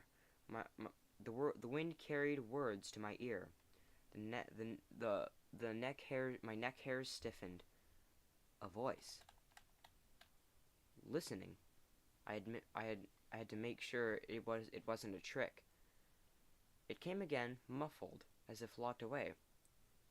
I turned. The sheds.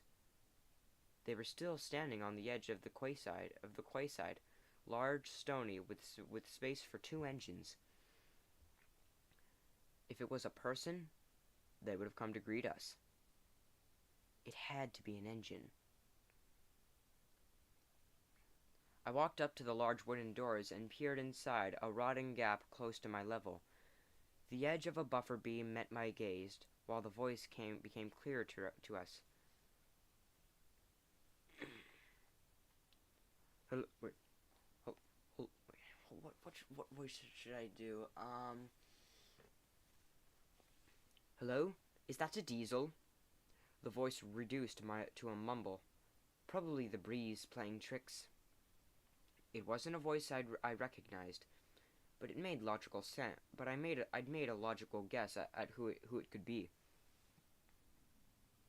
The wood to which the padlock door locked was bolted was splintered. Grabbing a fragment of the stone brick from the ground, I smashed it against the brittle padlock, shattering it and the wood all over my boots. Placing my hands carefully to avoid splinters, I heaved on one of the door's cross beams. The hinges resisted my efforts, but I didn't let up. They creaked in objection, but slowly the door opened enough. An engine was inside. An engine inside was still, the engine inside was still in denial.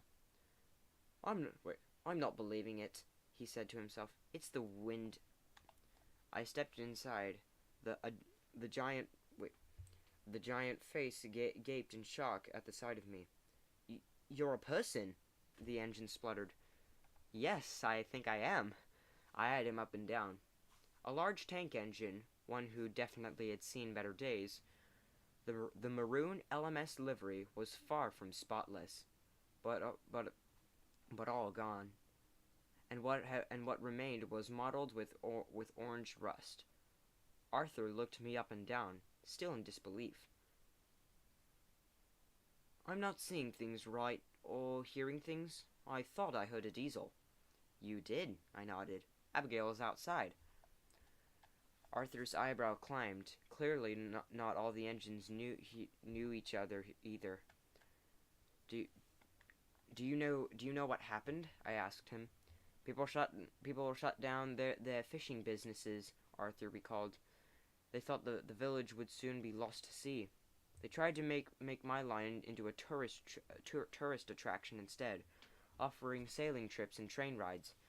I was kept on pulling passenger trains, but the sea kept rising. Then one day, my driver said the railway was closed until further notice, and that was that. Similar to Rosie's story. If more engines survived, it was probably the last thing any of them had ever been told. I moved to examine him. His side rods had rusted, bolts and fittings had sheared, letting the rods fall away from his piston. He was in no condition to move. I never thought anyone would come here again, Arthur continued. Sodor must be inoperable by now. How did a diesel manage to get down here? Extreme care and ridiculous luck, I answered, circling back around Arthur's giant face. She wanted one more adventure, and I was hoping to get to Normanby. She doesn't have enough fuel to return to the diesel work, so she needs to be left here. Would you like some company? Would I ever? Arthur's face lit up. Someone to reminisce with is much better than my someone to reminisce with is much better than my own loose thoughts. I smiled in pity. Another whose mind weakly tethered to stability, well aware of their inescapable destiny. Could you maybe wait. Could you maybe leave us somewhere with a better view than the shed doors? Arthur added. I'm not sure I could move, but let's not complicate things. I stopped him. I was in no way capable of dismantling parts of a steam engine. Sea salt would have likely ruined his axles and brakes internally too. I can leave Abigail in here as company, but you'll both be largely sheltered from the elements at least. I can leave the door open so you can see the sunrises, sunsets, and the tide. Beats the darkness in here all night and day, Arthur agreed. I walked back over to Abigail. We won't have to pass here after all. There's a lone engine in the shed who'd very much like your company, if you don't mind theirs. Not at all. Not at all, Abigail answered. That would be nice. I climbed back into her cab, reversing us back down the line to the nearest points. Their relative shelter from overgrown vegetation was a godsend. Their reduced usage compared to the main line meant that they were in much better shape, taking less effort to switch. We rolled back down the other line, wrong roading back to the village. Slowing to a crawl, I took Abigail over the points, stopping her on the rails as close to the sea as we could possibly get. Okay, this is a little daunting. She took a breath before looking down into the rippling film before her. Dropping down from the cab, I saw a few air bubbles rise in the water next to the sleepers. The waterlogged wood compressed under Abigail's weight. This had to be quick. The points to the sheds were anything but suitable. The rails were layered with rust. The point rods themselves rusted in place. Grabbing another chunk of loose rock, I tried to break up the deposits of debris around the main moving components. There had to be a way to get them to move. The switch rods snapped in two, anguish blasting to my brain. But it ignited an idea. Eyes racing around, a metal pole grabbing my attention by the tracks. I was protruding from underneath a weighted net. An old shunter's pole. Heaving it out, I returned to the point, flashing a glance to see how the rails underneath Abigail were holding. Well enough for now. I jammed the shunter's pole between the stock rail and toe of the nearest switch rail nearest to the point lever, lodging it as tightly as I could. Leaning with all my weight, every ounce of strength, the toe began to shift, aching as I pushed it open. With a gap wide enough for Abigail's wheel flanks, I skipped over the other rail, hooking the toe, pulling it towards the stock rail with the points manually set. I checked the ones by the shed. They were set against Arthur's line, no doubt to stop him if he began rolling. But it was perfect for guiding an engine into a spare berth. I heaved the remaining shed door open and dropped the shunter's pole as I ran back to Abigail's cab. The sea lapped at my heels as I sprung onto the cab ladder. Seated by the controls, I eased off the brake onto the reverse lever. Slowly we began reversing into the shed over the first point. I slowed her to a crawl as we passed over the second, easing onto the brake as I looked out the cab window. The shed buffers pushed back against Abigail's, and I dropped the brake hard on. Abigail came to a stop. The pleasantries began before I'd switched her engine off. I haven't seen a steam engine in so long. I'm Abigail. Nice to meet you. I'm Arthur. Where have you been all these years? I hauled my backpack out of the cab, slinging it over one shoulder. I closed Abigail's door, walking between both locomotives that towered above me. One steam engine, one diesel. Two generations, now united in their fates. Abigail caught sight of my backpack. Are you off already? Yes, I turned. I need to figure out what happened to the railway. Thank you for bringing me here, she said. It's been an adventure worthy of a Sodor book. It really has, I agreed. And thank you for providing. Wait, that's an Irish accent. I need to keep up the same voices. And thank you for providing me. And thank you for providing me with company and a view. Arthur added. I don't even know who you are, but you're a good soul. Well, I know all about you and your once spotless record. I couldn't help it. I couldn't help it. It's time you got a reward for your efforts. It's been years since I've heard that. I saw a twinkle in the Ivet's eye. Best of luck on your travels. Thank you. I looked at both of them. It probably wasn't on their minds now, but with an open shed and salty breeze, they would corrode a lot faster. This would be their final resting place. Fighting against loose tears, I smiled at them and each for the last time. Turning, I walked towards drier land. And the rows of abandoned buildings were some clues Sodor's fate may be hiding. Alright, let's see what the chat is saying. The story is so long. Yes, this is indeed a very long story. Oh my goodness gracious, I've been saying dialogue for almost 2 hours. This is getting unhealthy. Next week when I'm still gonna read the part and stuff. I'm just gonna check Discord DMs at the moment.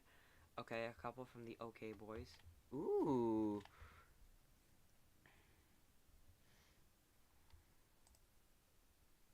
Okay, not much.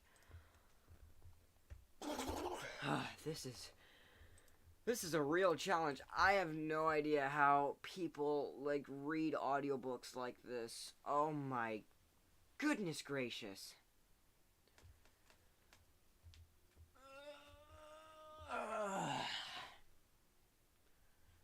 Here we go. I think we got 4 more chapters.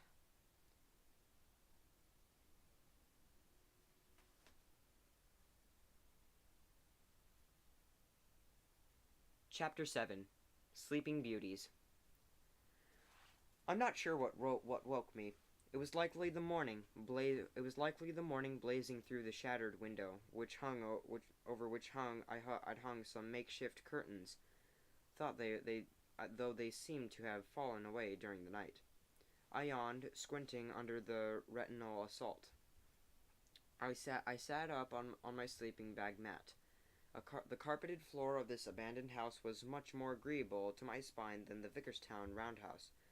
I couldn't remember anything from the night before, having conked out from exhaustion as soon as I laid down after dinner. Stretching and cracking my shoulder blades, once my body had unstiffened, I began to appreciate my morning view. The sun, low in the sky, skipped photons over the water's surface. Refractions and reflections twinkled like submerged Christmas lights. The sea... Wait, hang on, let me scroll down. The sea was deathly still. Sodor's peaceful, tranquil beauty remained intact, irrespective of whatever had ravaged the island physically. The floor around me was a mess. My mess, if I'm being perfectly honest. Pieces of the night before filtered back. The things I'd been doing before. The stove sat, water in the pan to make it easier to clean. With the newspapers and my map littering the space either side of the mat, I'd stumbled across the newspapers in an old news agent down the street. An attempt co- an attempt an attempt had been made to archive some copies, but the majority were covered with mold. One paper remained intact enough though, so I snagged it for myself. It was a look into the past, a glimpse at a larger jigsaw whose picture I couldn't yet see. Arthur and Abigail had been right. The front page was brandished with an unfortunate headline: "Preservation failure. Hat slammed as workers forgo retire." Wait, let me try to say it so it's understandable enough. Preservation failure. Hat slammed as workers forgo retirement.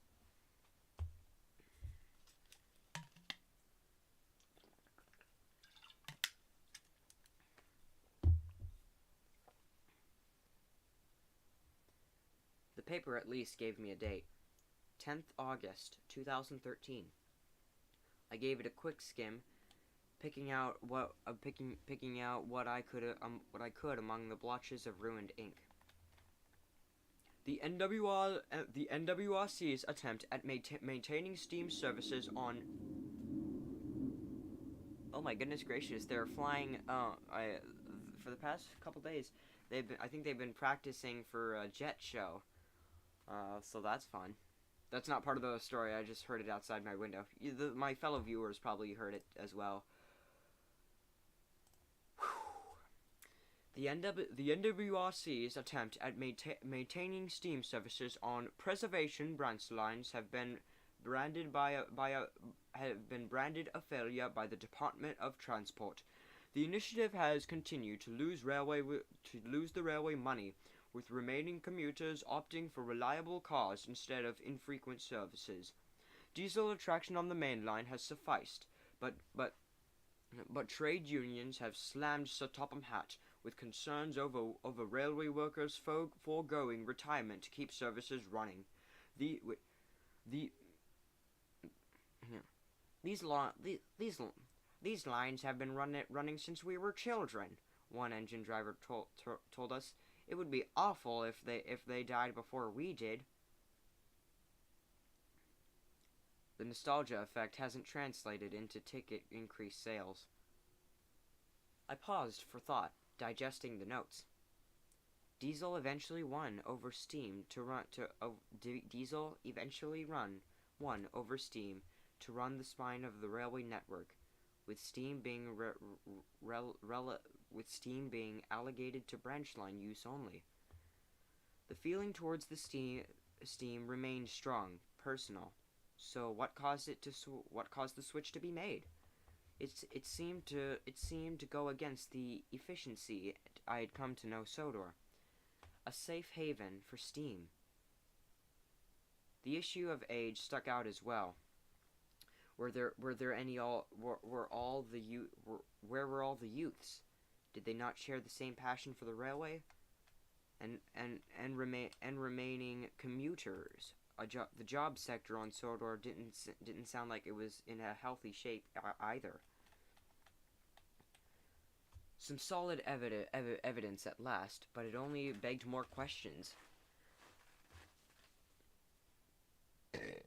Excuse me. I turned to my map. Normanby Fishing Village had been a bust. No industry remained. Not only two engines now sharing their final moments.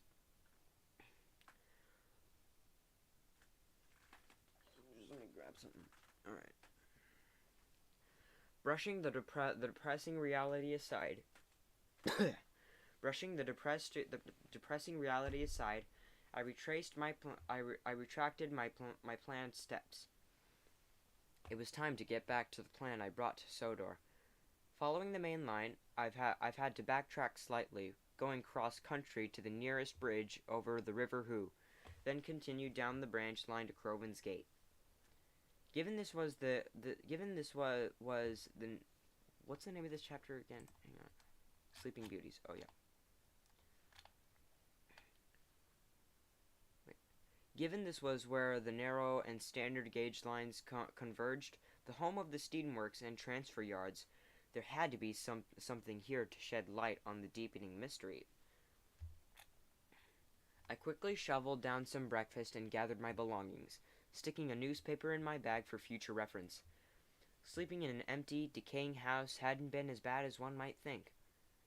Besides the peeling wallpaper, rotting stair banister, and creaking floorboards, there had been nothing that leapt out or rattled my senses.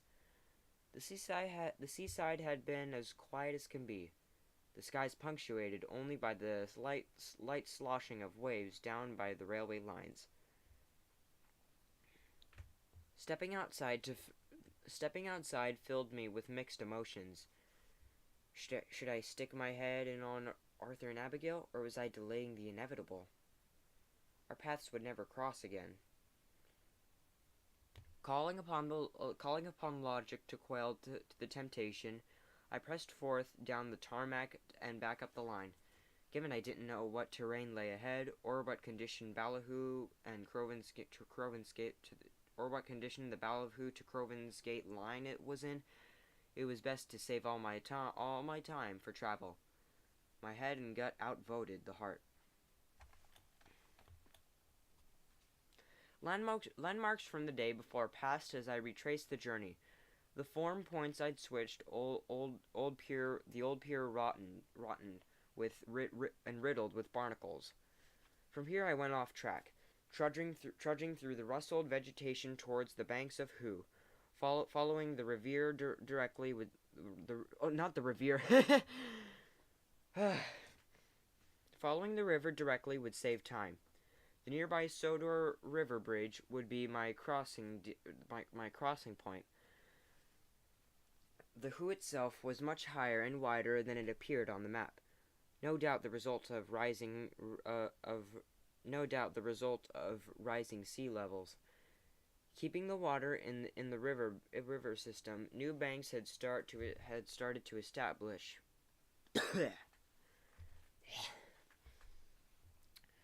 Young silver birch saplings sparse across the river's grassy fringe, often flanked patches of healthier.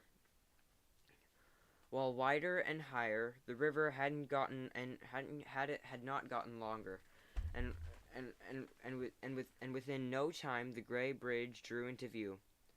Once tall about the river with 5-pound arches, time and nature had taken control. The arch extensions were now underwater. The arches themselves resembling dam discharge pipes more than a bridge. No, I was, and if any of you guys are wondering, I was meaning by dam, I mean the kind of walls that are in rivers that like block water and stuff, not the swear word. Peeling off to the right, I climbed the shrubby embankment until I reached the railway lines again. Soon I was on the bridge itself, which seemed to be structurally sound. Strips of ivy had crept up over the brickwork here and there, and there was some external erosion over the brick surface. But it was an antique filter. Hang on, I need to open my window. It feels so good, fresh air.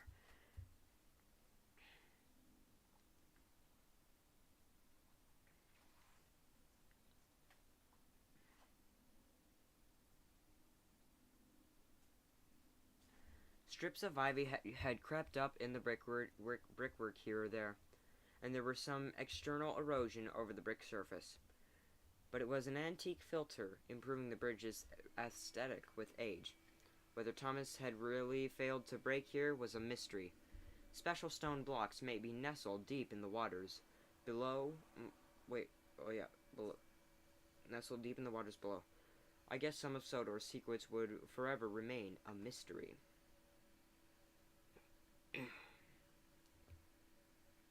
I followed the tracks down the line and entering a deep and shady woodland. A junction approached on my left. Adjoining the line, I followed towards what I hoped was Crovan's Gate. Some trees had collapsed, blocking the route. I hauled myself and my pack over them, relieved I hadn't tried to bring Abigail down here instead.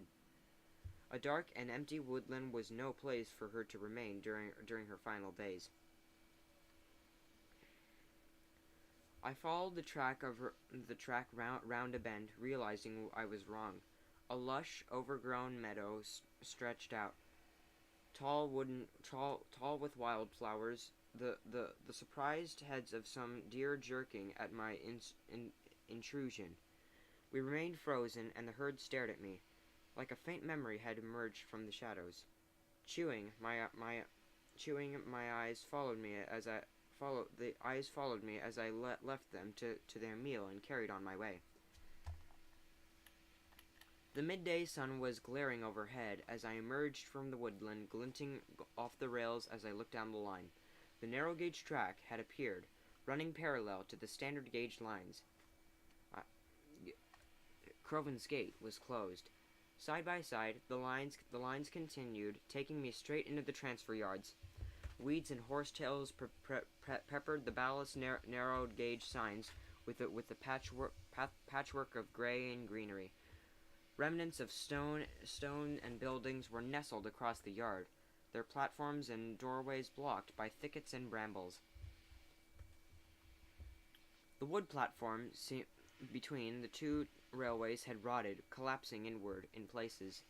Flaking, rusting green bridges stretched across the backdrops of the site. Nothing had been transferred here for a long time. Passing beneath the bridges, I prepared myself for the sight of Sodor's massive steamworks. Subversion struck again. What laid out before me could only be described as a bomb site. Roofing panels gone, the top of the building had collapsed inwards. The workshop interior was stripped bare of machinery and engine parts. Cluttered with collapsed steel beams, roof segments, and rubble. I opted to walk around the outside. Exploring the interior was too risky. The front of the building was no better. The traverser sat derailed, but buckled under its own weight, while the huge steamworks sign lay brittled and disintegrated on the middle set of rails. Telephone poles had collapsed across the roads and rails, and loose power lines snaking across any terrain within their range. It defied the belief how this could have happened to such a large, important place. Concluding that this was too dangerous to explore, I pressed up the line. Around the next bend in the tracks was Crovan's Gate, a castle of a station. The glass canopy spanned the gap between the two platforms, the buildings resembling something castle forts. Surprisingly, not unlike most castles, the architecture appeared relatively intact. The only victim of age was the canopy glass, which had shattered across the rails and platforms below. Powering myself up the ramp onto the platform, I sought the station master's office. A station of this size, spanning two different railways, was sure to have some records on what was happening in its final days. The office tour wasn't hard to locate, but luck finally ran out. It was locked. The door handle and lock had rusted in place, and the hinges were visible to me, meaning the door would have swung outwards, so it couldn't be kicked in from the platform. The screws and hinges had rusted together as well. Assessing my options, there was nothing else for it. Dropping my bag, I dropped myself on the rails, scooping up a chunky piece of ballast in my hand, taking aim, and I launched it at the station master's window, hitting it dead centered. The glass shattered, and the frail aged wooden cross framed collapsed under the force of my shot. Draping one of the old curtains over the glass fragments on the windowsill, I climbed into the office. Much remained unmoved, frozen in time, as if left when operations would start up again. There was a timetable on the wall, left untouched since its last days in service. The whiteboard had lost its sheen. The ink had dried in place.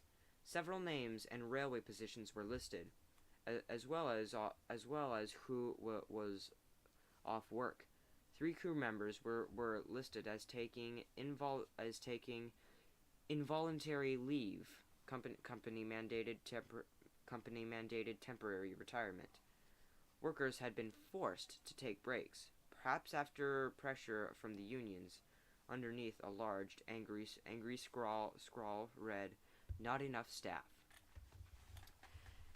An angry operational point in the past was now a clue to where decades later, a wary traveler decades later. There was an operational crisis on the railway, something forcing workers to abstain from retirement. Where had all been the young people gone? Where had all the young people gone? The, those of working age that would have who would have filled their shoes.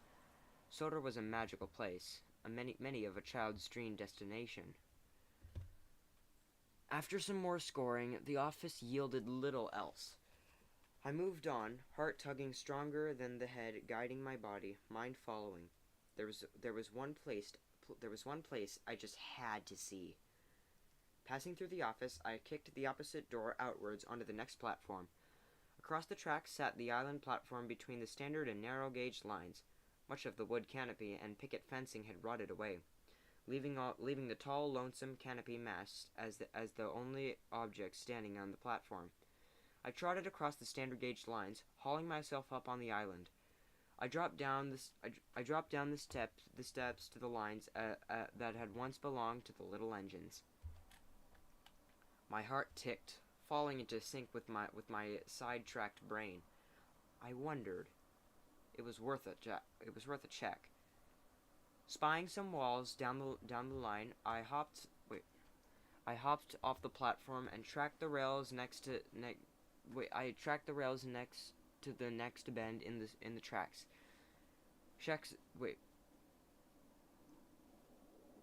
Sections of the walls on either side of the lines had crumbled in spots, rubble blocking the lines. The wall to my left connected to the back of a square building.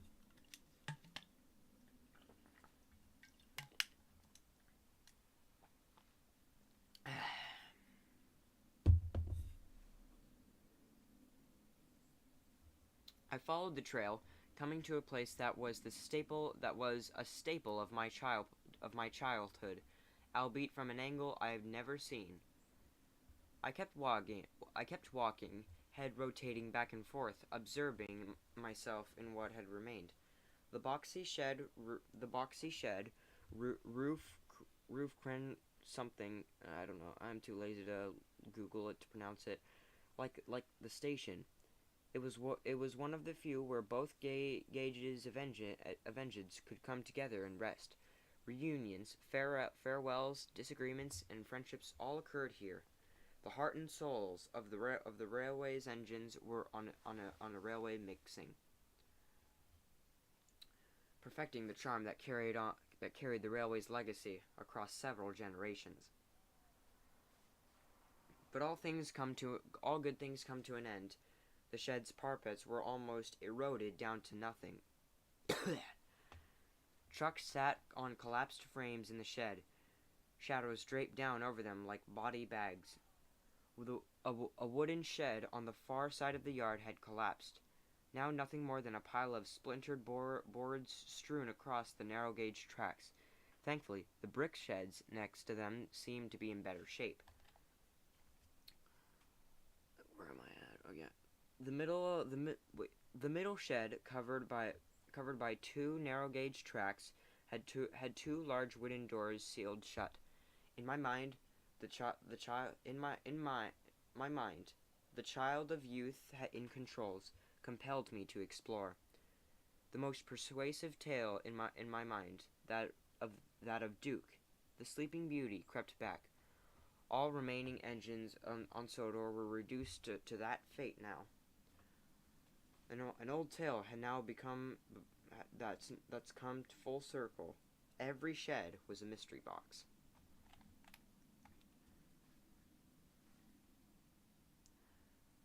So much had happened here. Nancy, a little girl who now lived her life, watching old Scarloey in this very siding. Duncan was threatened to be cut down to size. Merry songs about funnels and drains once chorused into the skies here. That was all that was left now was deathly silence. Two railways side by side, with no running trains. Now, now adept now adept at breaking and entering, I heaved the door open again. Not one, but two sleeping beauties laid inside. Finally, I can get out of this old shack. Shh, we've got a visitor.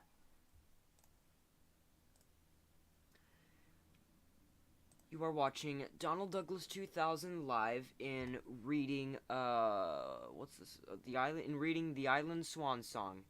The narration will continue after a brief intermission.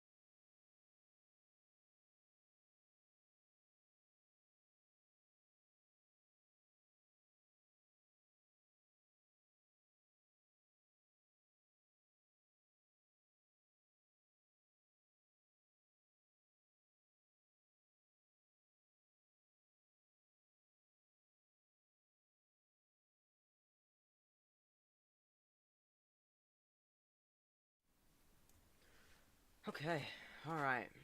I'm back, so, yeah. Let's continue reading.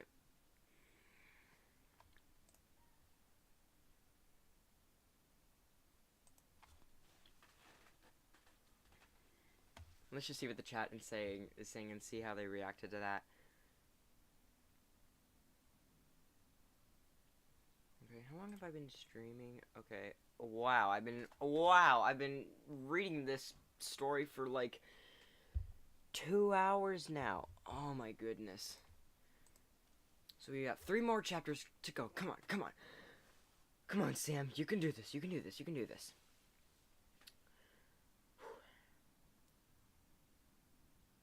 Chapter 8. Legends of the Hills. I stared, mouth gaping, with an infantile grin, as 2 engines began bickering like old men.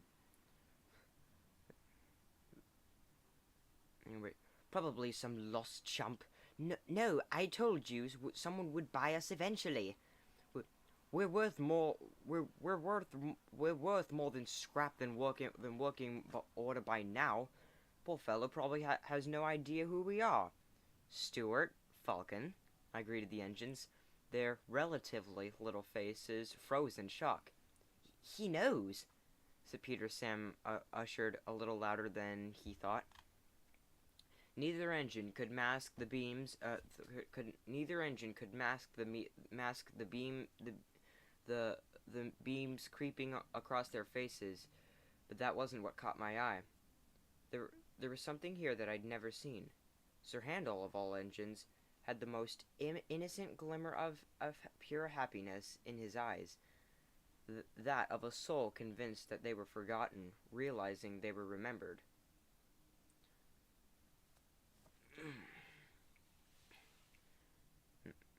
I've not gone by Falcon for a long time, he said, voice soft. Not for 100 years or so, Peter Sam agreed. Their paintwork, cloaked in darkness until I opened the doors, was in remarkable condition. It was dusty, covered in soot and ash in places, but was nowhere near as rusty or flaky as what I'd previously seen. Croven's Gate maintenance was a key location on Sodor, even with the buildings proving sturdy, secure, and long-lived. But the little engine's colors leaped out. Both were red, and with yellow and blue lining. Is something the matter? Peter Sam raised an eyebrow. Both engines stared at me. No, I shook my head. I'm just used to seeing you in dark blue and green. We've not worn those colors since we had the names pulled out. Sir Handel replied. It took hundreds of wait. It took 100 years too young to have. Wait. It took 100 years too young to have been around those days. Wait. Oh, I certainly wasn't. I stepped into the shed. I saw you on television. Were you where you kept those colors? Oh, Peter Sam realized. We don't know why they did that. Something about being too hard to tell us engines apart on TV? Yes, I believe so. I peered deeper into the shed, but it was empty. What happened to the other narrow gauge engines? History repeated itself, Peter Sam explained. Hard times came, but this time for the whole island. The lines closed, starting with the branch lines. Then the main line. All of us engines were put up for sale. Scarloey and Rheneas, the poster boys, were snapped up first, along with Grandpuff. A private collector wanted them for his own personal railway. On a faraway island, Sir Handel added, on the other side of the world. I couldn't recall the name. I couldn't recall the name. I couldn't recall the name. Peter Sam continued. Rusty was taken back to Tally Klin, who bought Mighty Mac as well. What about Duncan and Freddy? I asked, the only 2 engines who had not been accounted for. Both engines looked at each other concerningly. We don't talk about Freddy, Peter Sam answered bluntly. Alright. My mind wandered. What was so bad? And what was so bad? The name made their axles shudder. But I respected their answer. And but I respected their answer and asked no further on the engine. What about Duncan? You you know. Oh, you know Duncan, Peter Sam opened up again, always complaining and mumbling. No buyers wanted him. He was deemed too disagreeable. Mr. Percival did stick up for him, though. The last thing he wanted was for any of his engines to be scrapped. Is that where Duncan ended up? He was he was bought, Sir Handel said, for for wait for but for a pittance. Some shady person we knew nothing about. We didn't know what happened to him. Right, I gulped. It seemed both engines feared the worst. How come you two weren't sold? We were the only pair due for an overhaul. Peter Sam's face fell sullen. Everyone else got theirs before hard times hit. People didn't want to pay for engines that needed overhauling before use. It was too much of a risk. We were put in the sheds and told one day we'd become someone's restoration project. But no one showed up. Their faces sparked, clinging to hope. Until today. I'm not an engineer hobbyist. I quelled their optimism. Just an urban explorer. I wanted to see what became of Sodor. To figure out what might have happened here. Oh. Peter Sam's mouth and eyes dropped. I guess it's not been long enough.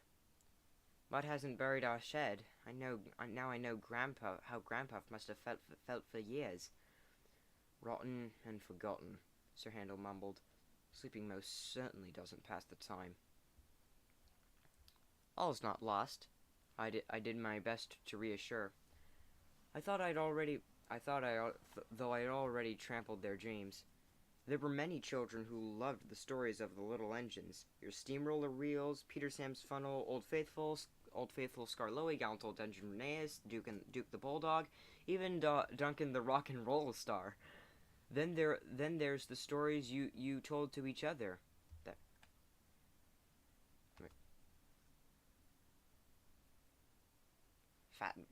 Fat lot of good that's done us, Sir Handel grumped. That's true. It's true. I sat on an oil drum. The old iron bridge, Proteus and his magic lamp, the man in the hills, the old warrior. Your folk legends have captivated so many. That's just one legend. Peter Sam raised an eyebrow. Except Bertram. The old warrior was here and gone as if never there. I can't recall any other stories. Wait, I blinked. They were the same story? The show used them as separate tales. The show also kept us in our old coats of paint, Sir Handel piped in. Peter Sam's right. There's only one legend. My heart somersaulted. Never in my wildest expectations have I expected such a revelation. A narrow gauge tale never told in its entirety, and I was the only person around to hear it. How does it all link together?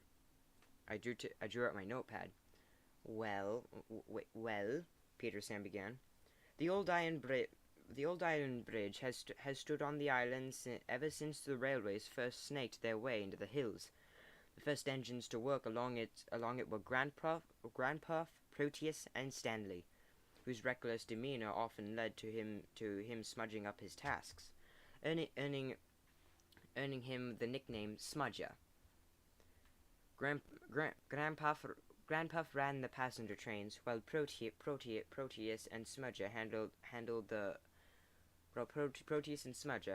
the shunting and quarry duties.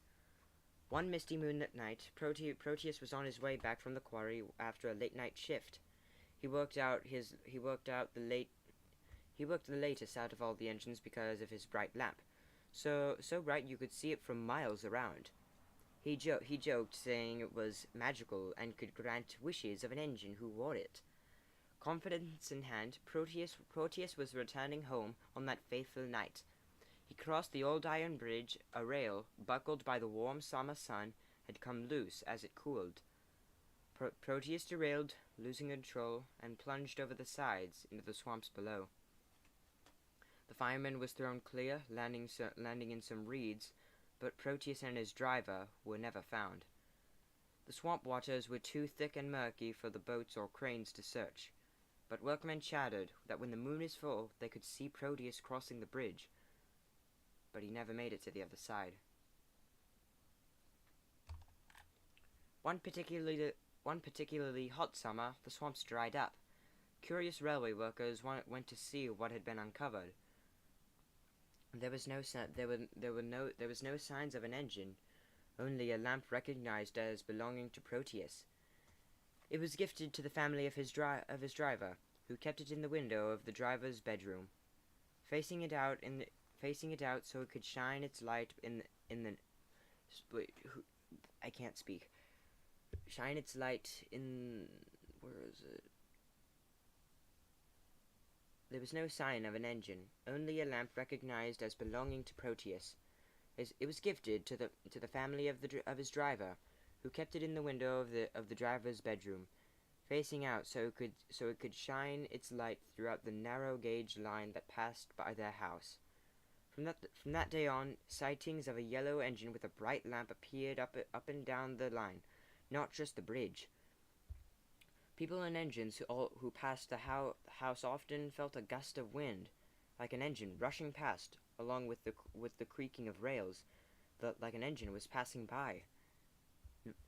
Some even swore they saw the lamp in the window, flickering on and off by itself. At the same time, sightings of the man in the hills began. He was said to be a very tall man dressed in all white, and no one has ever found him.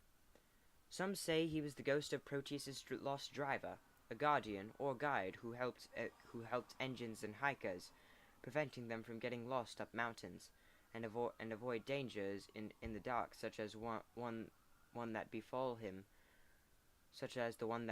him and his engine on that tragic night.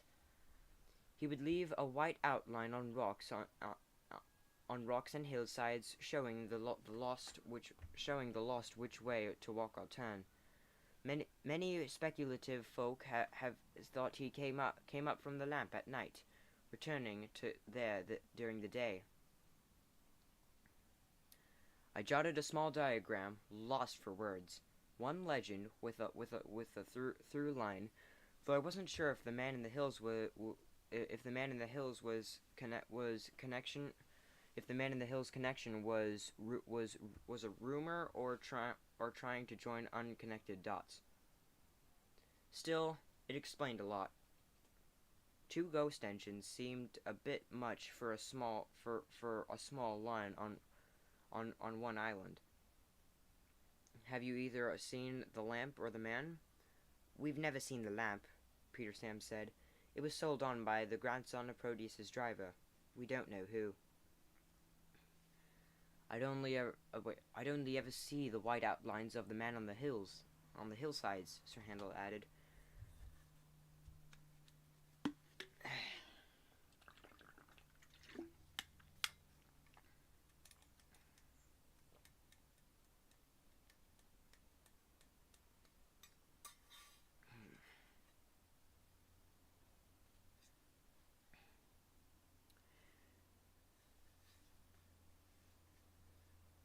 You two were bought into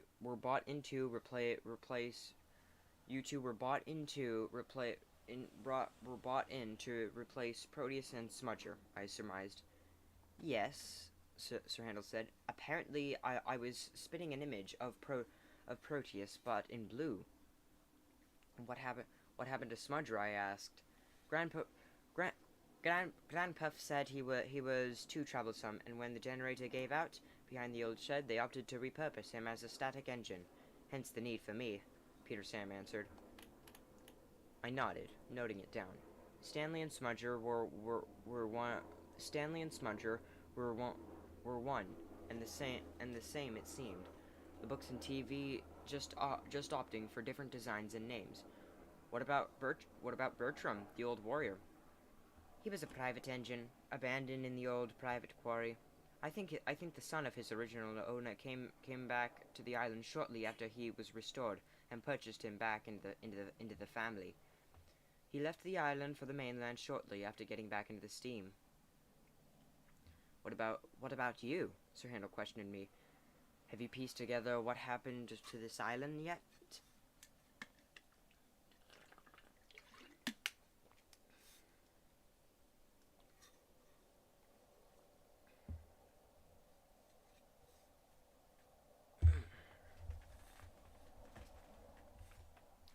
I've bits here and there, but no concrete explanation, I answered, mind chewing on whether something magic or paranormal behind it. It seemed absurd, but then again, these engines had faces.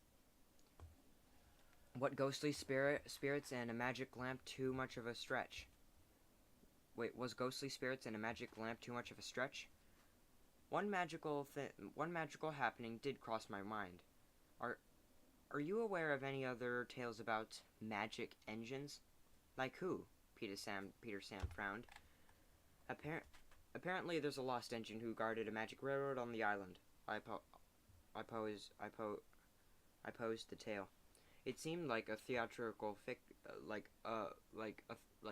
theatrical fiction, but from what I'd heard so far, it seemed some of Sodor's magical stories did hold water.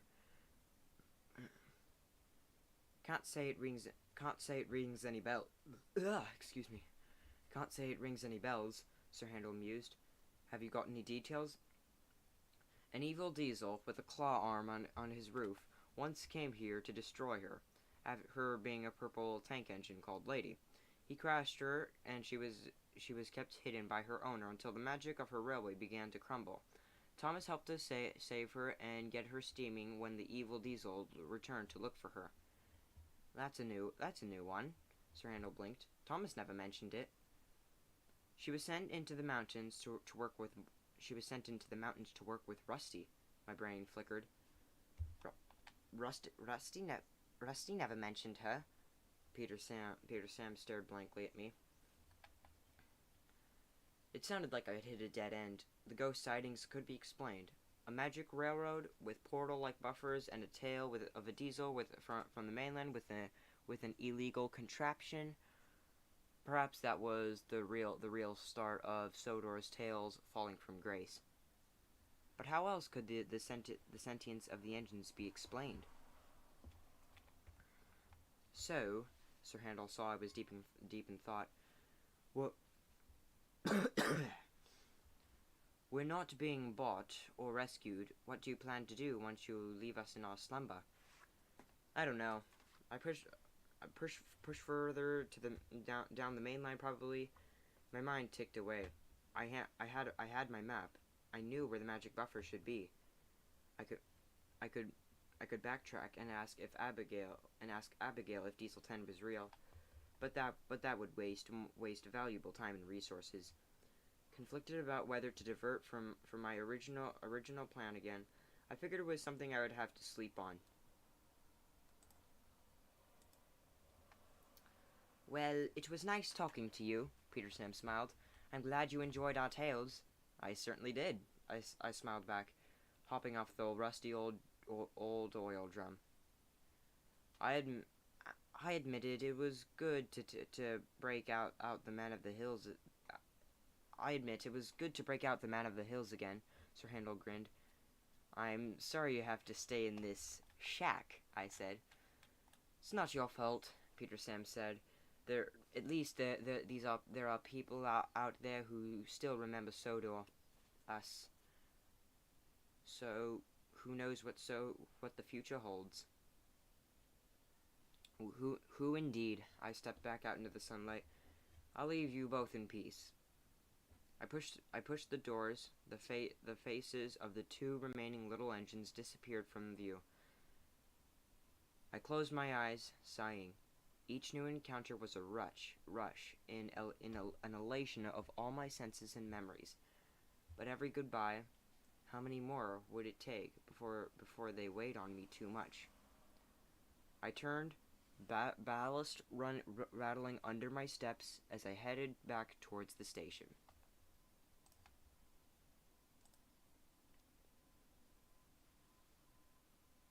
Alright. Okay, so, wait, am I on chapter 10? We got 2 more chapters to read. 5 viewers. Wow, oh my goodness. Bro, like, these people, my viewers are very patient. Shout out to all you guys for being very patient and enduring as I read these, this story with many interruptions. This is a real challenge for me, and now at this point, I'm honestly debating if I should continue after the stream, if I should continue reading this or just leave it be. Well,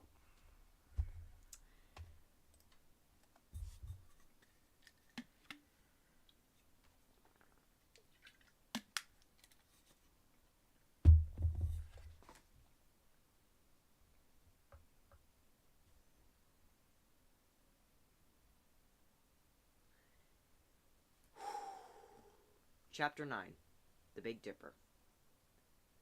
Kelsthorpe had been a bust, providing nothing new in the way of clues. There were few stops between here and Kildane, so it was worth exploring the Kirk Ronan line, or at least that's what I had kidded myself into thinking. The real reason my diversion chewed on my back, the real reason. Wait. This branch line housed a junction leading to the mystical magic buffers. No engine on Sodor had heard of. That more than anything was what I was pushing on with a map, which I knew was imperfect. But in a decade's time, I'd regret not looking regardless. Even though in the near future I may also regret chasing a fantasy that wasted my time and resources.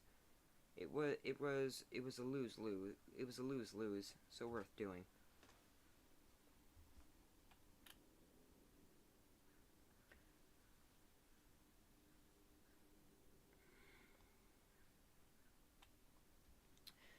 Shunting the thought to the back of my head, I turned the attention to the ruins of the cement works I'd come. There wasn't much here. The 2 large hoppers had toppled, collapsing onto the side of the large works building. Their legs crippled, bent, and rusted.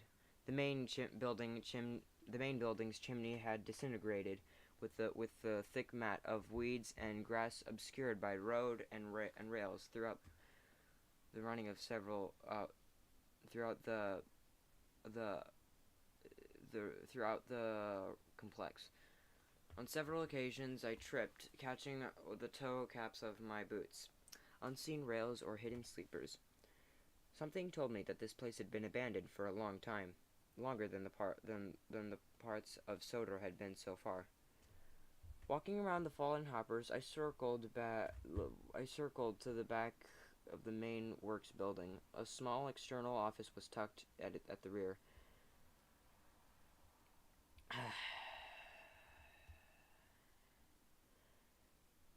A small external office was tucked at the near, its roof sporting more holes than a sieve.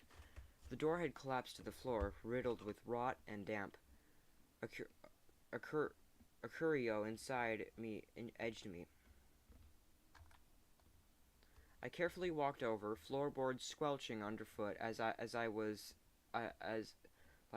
in a bog. Heavy in the folder of the shelf, a cloud of rust flakes, dust, and more spores shot into the air, encircling my head an angry swarm of nano insects. I tried to hold my breath, but the odorous microparticles were already in my nose and tickling my throat. Spinning on my heels, I staggered for the clarity of the outside. Coughs and heavy coughs heavy my diaphragm as my tongue arched inside mouth. How much longer is this?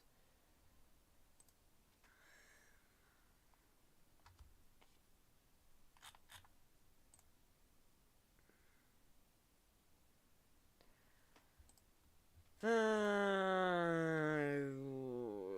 want to be done with this.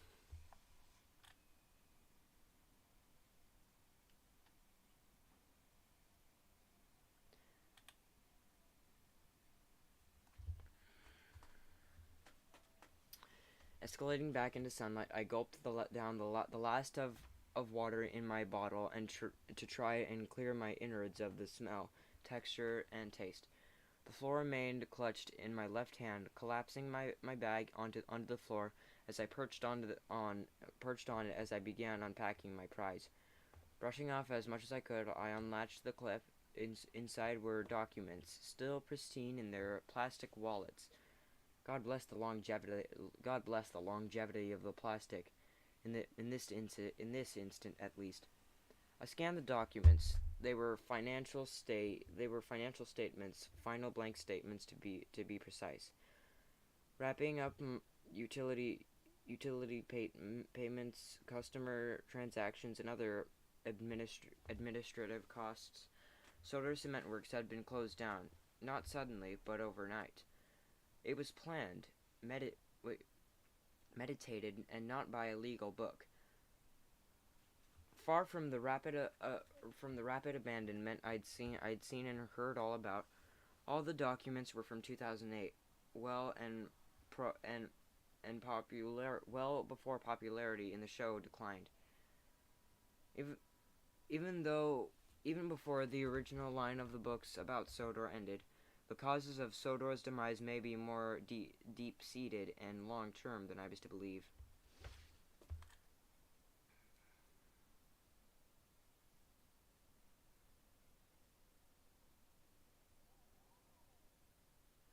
I pulled out my notebook out of my trouser pocket and scribbled down the key details and the dates before putting the documents back inside their wallets. Everything rearranged as I found it. Hesitant, feet slowly wandering back inside the shell office, returning to the plastic folder to its rightful place. Grabbing my bag, I left the cement works behind. If I had gone under it in 2008, no wonder Fergus ended up in preservation. He got out before everything else came crashing down. Recalibrating my focus, I pushed forth down the line. Somewhere ahead should be the junction to the viaduct known as the Big Dipper. As I found it, I knew I was on the right track for finding magic buffers. There was no junction. The line continued curving round until I saw Kirk Ronan, the terminus station. There was no way I've missed it. The map was wrong.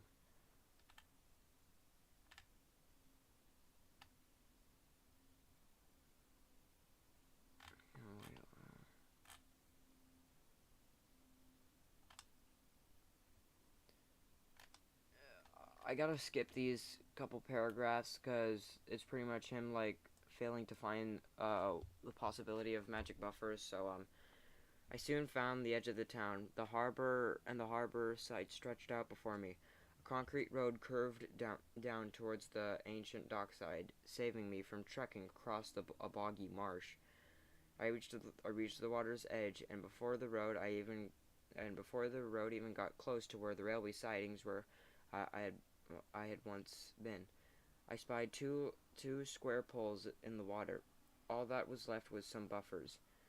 Laying my bag down, I extracted my water bottles, filling two of them with seawater, capping them, and wiped the outsides of the bottles dry on my clothes before slipping them back into my bag.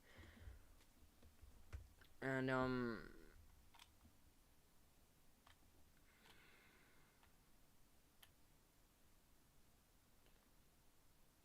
Yeah, and then he sees the magic buffers, but then sees that they do nothing.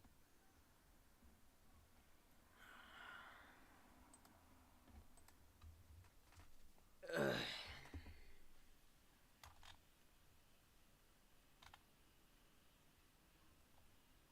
Okay, well, I'm gonna read the final chapter and then I'm gonna be done for today at least. Because this probably is getting unhealthy. Chapter 10. 10. Yes, that is the name of the chapter. There was no other way around it, which meant my plan would look ridiculous to any onlooker.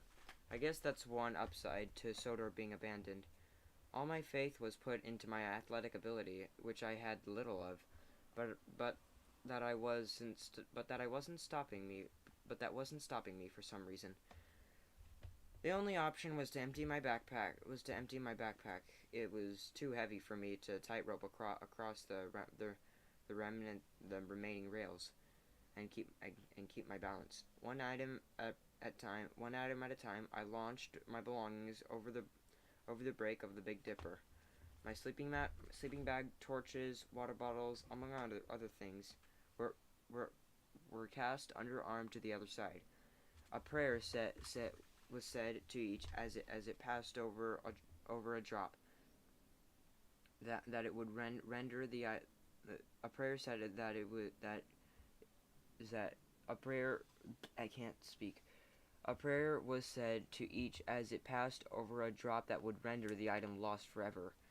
I was hoping to make my bag as light as possible, though my map and papers were too light to toss, and the stove too fragile to crash down to the other side. With the easy part out of the way, I inspected the integrity of the rails. There were no bolted connections across the dangling sections of track, meaning the rails were secure in theory. On either side of the viaduct, reducing the chance that they would give me a part way to cross.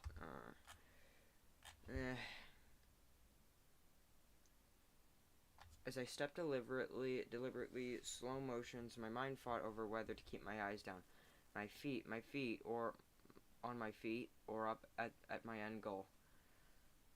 My left hand brushed the stone's wall dusty edge as I forced my cognitive process to work almost exclusively to keeping me upright. My feet stepped forward, the rail dipping as I approached the halfway point.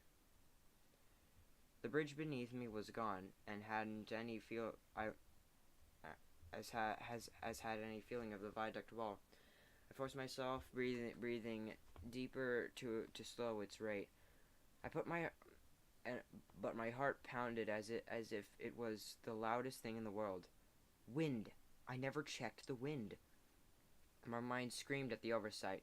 Pausing for the briefest second, I felt none. The air was dead. Any faults and falls would be my own doing. The wall of the other side drew closer as I fought every urge to reach out for it. My feet slipped one in front of the other, each feeling like it took dozens of seconds before committing a move. The slightest of creaks triggered the panic alert. Was the rail about to give way? My steps quickened and outstretched arms, yawing back and forth as I balanced to shimmy from the center. My upper body became more unstable, but the ballast on the other side, now littered with my belongings, drew ever closer. One daring leap ladder, and my soles were back on the noisy terrain.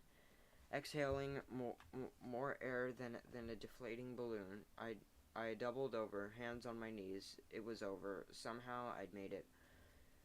Shutting my eyes, I'd let the dizziness of the immense concentration I'd muttered beside worries over my rational inner critic step forward. How could I get back to the mainland? Trying to cross like that again was just begging for the odds to push back.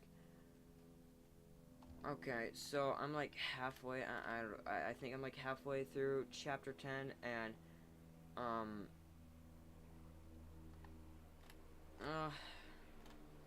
no, I'm gonna keep going,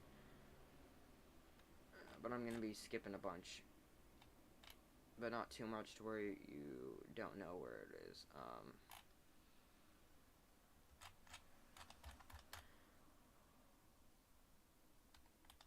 Alright. After the excitement of the Big Dipper, the main line seemed to calm down. Very little reared its head as I wandered along the weed-ridden route. The remnants of a station near Calby cropped among the Calpin forests, but offered a little way of information. So pretty much what happens next is he's approaching the scrapyard. On first glance, it wasn't how I imagined it. The chain link fence blocked the road entrance to parking entrance. Beyond the perimeter, the inside looked immense in scale. Two huge metal towers loomed, with many more sprawling buildings poking around their far edges.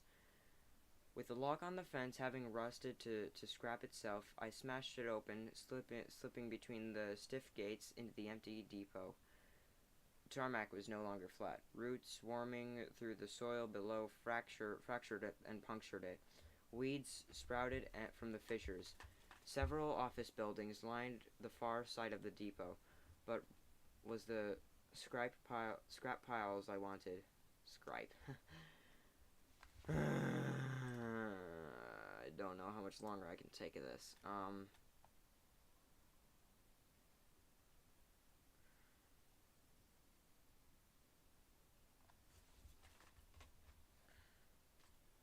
Twisted iron, bent steel, and other gnarly shapes jumped out at me, but I was looking for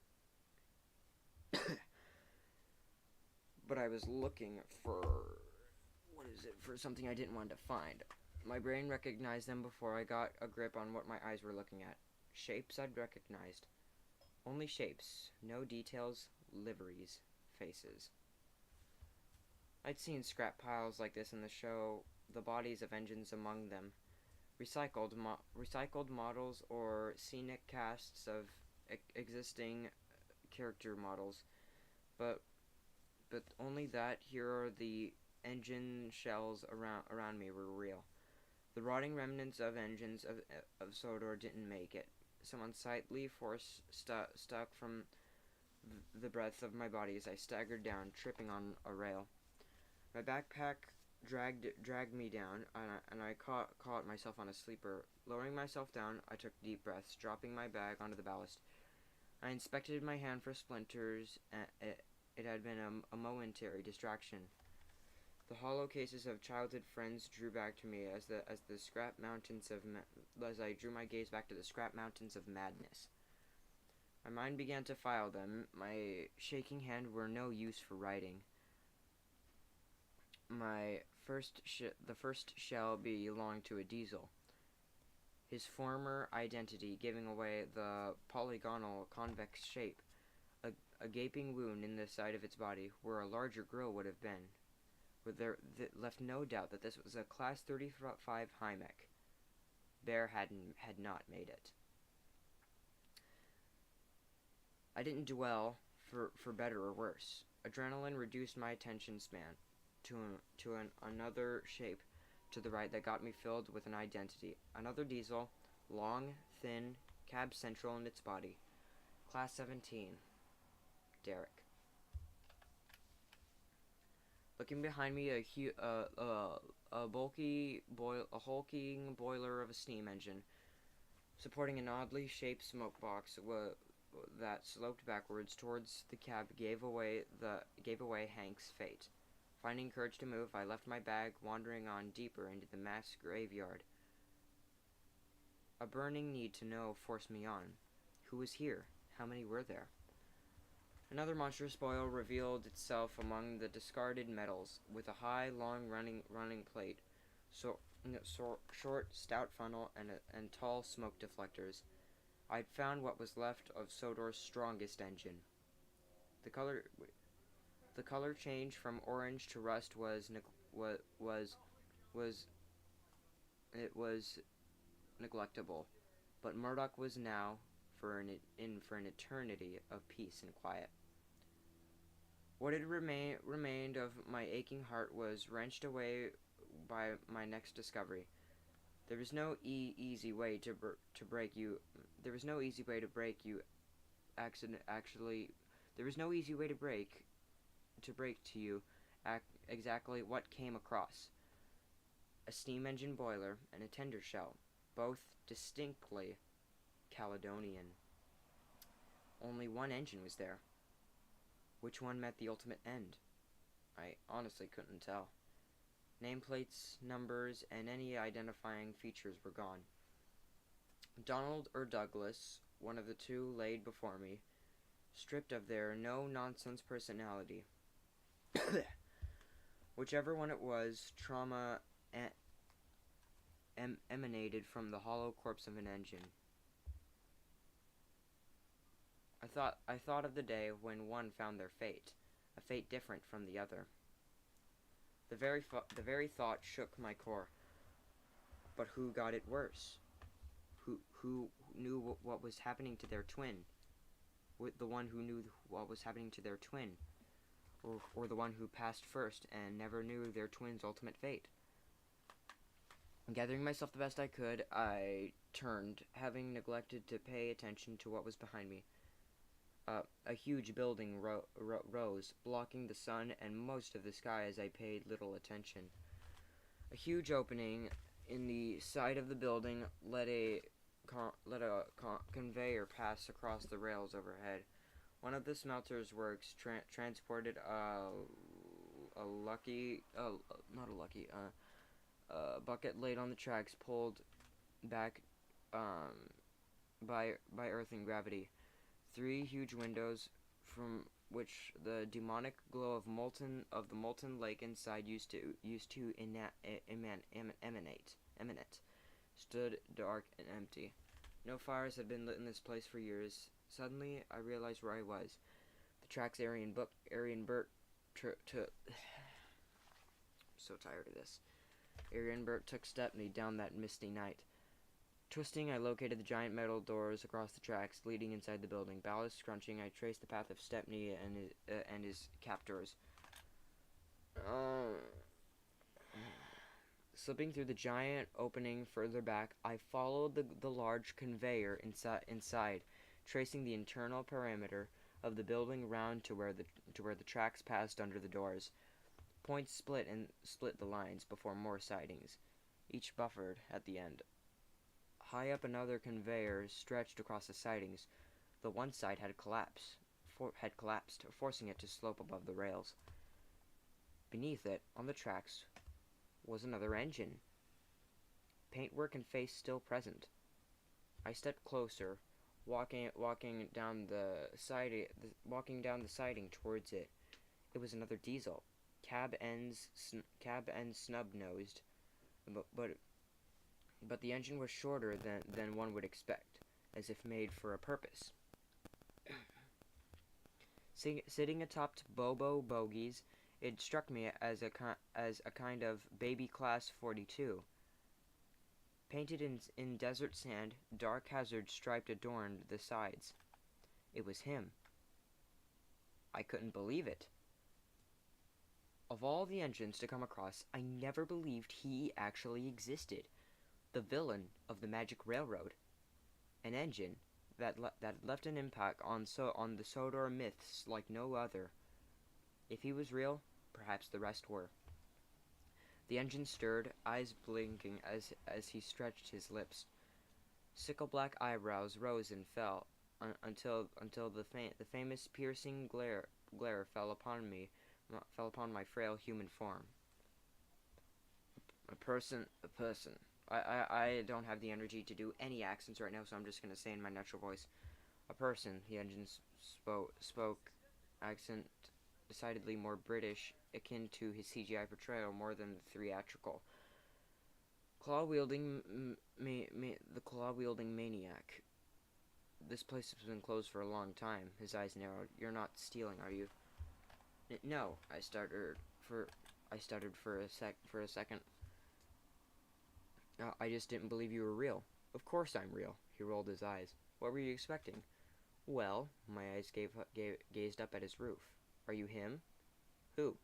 The engine's brown furrowed. I swallowed, nerves and disbelief seizing my throat. Forgive me, I'm somewhat familiar with you, but not everything seems as to be I've heard. But not everything seems to be as I've heard. Well, the diesel cut through my shaky tone. No use dancing around all day. I'll clear it up for you. My name is Tennant. But in days gone by, everyone simply referred to me as Ten. I froze. It was him, Diesel 10.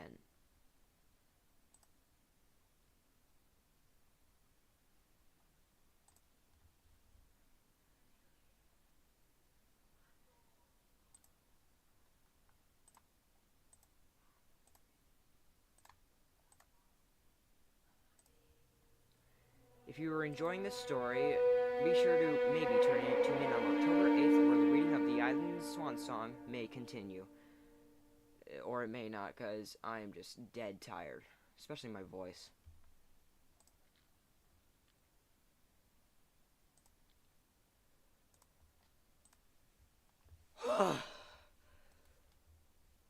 So, that was the first 10 chapters of the Island Swan Song. I am so exhausted out of my mind. 3 concurrent viewers. That's not bad. Oh my goodness. Bro, honestly, shout out to, like, the 3 people that have, like, or at least one, like the 3 people that have stuck with this for so long. And honestly, I really don't know if I want to continue reading this. Like, my voice is so tired. Like, I can't explain into words. So, yeah, I think that's just gonna about end the stream here. I am so tired out of my mind, at least with my voice. I'm gonna have a big lunch. So, yeah, thanks for tuning in, and I will see you guys later. Goodbye.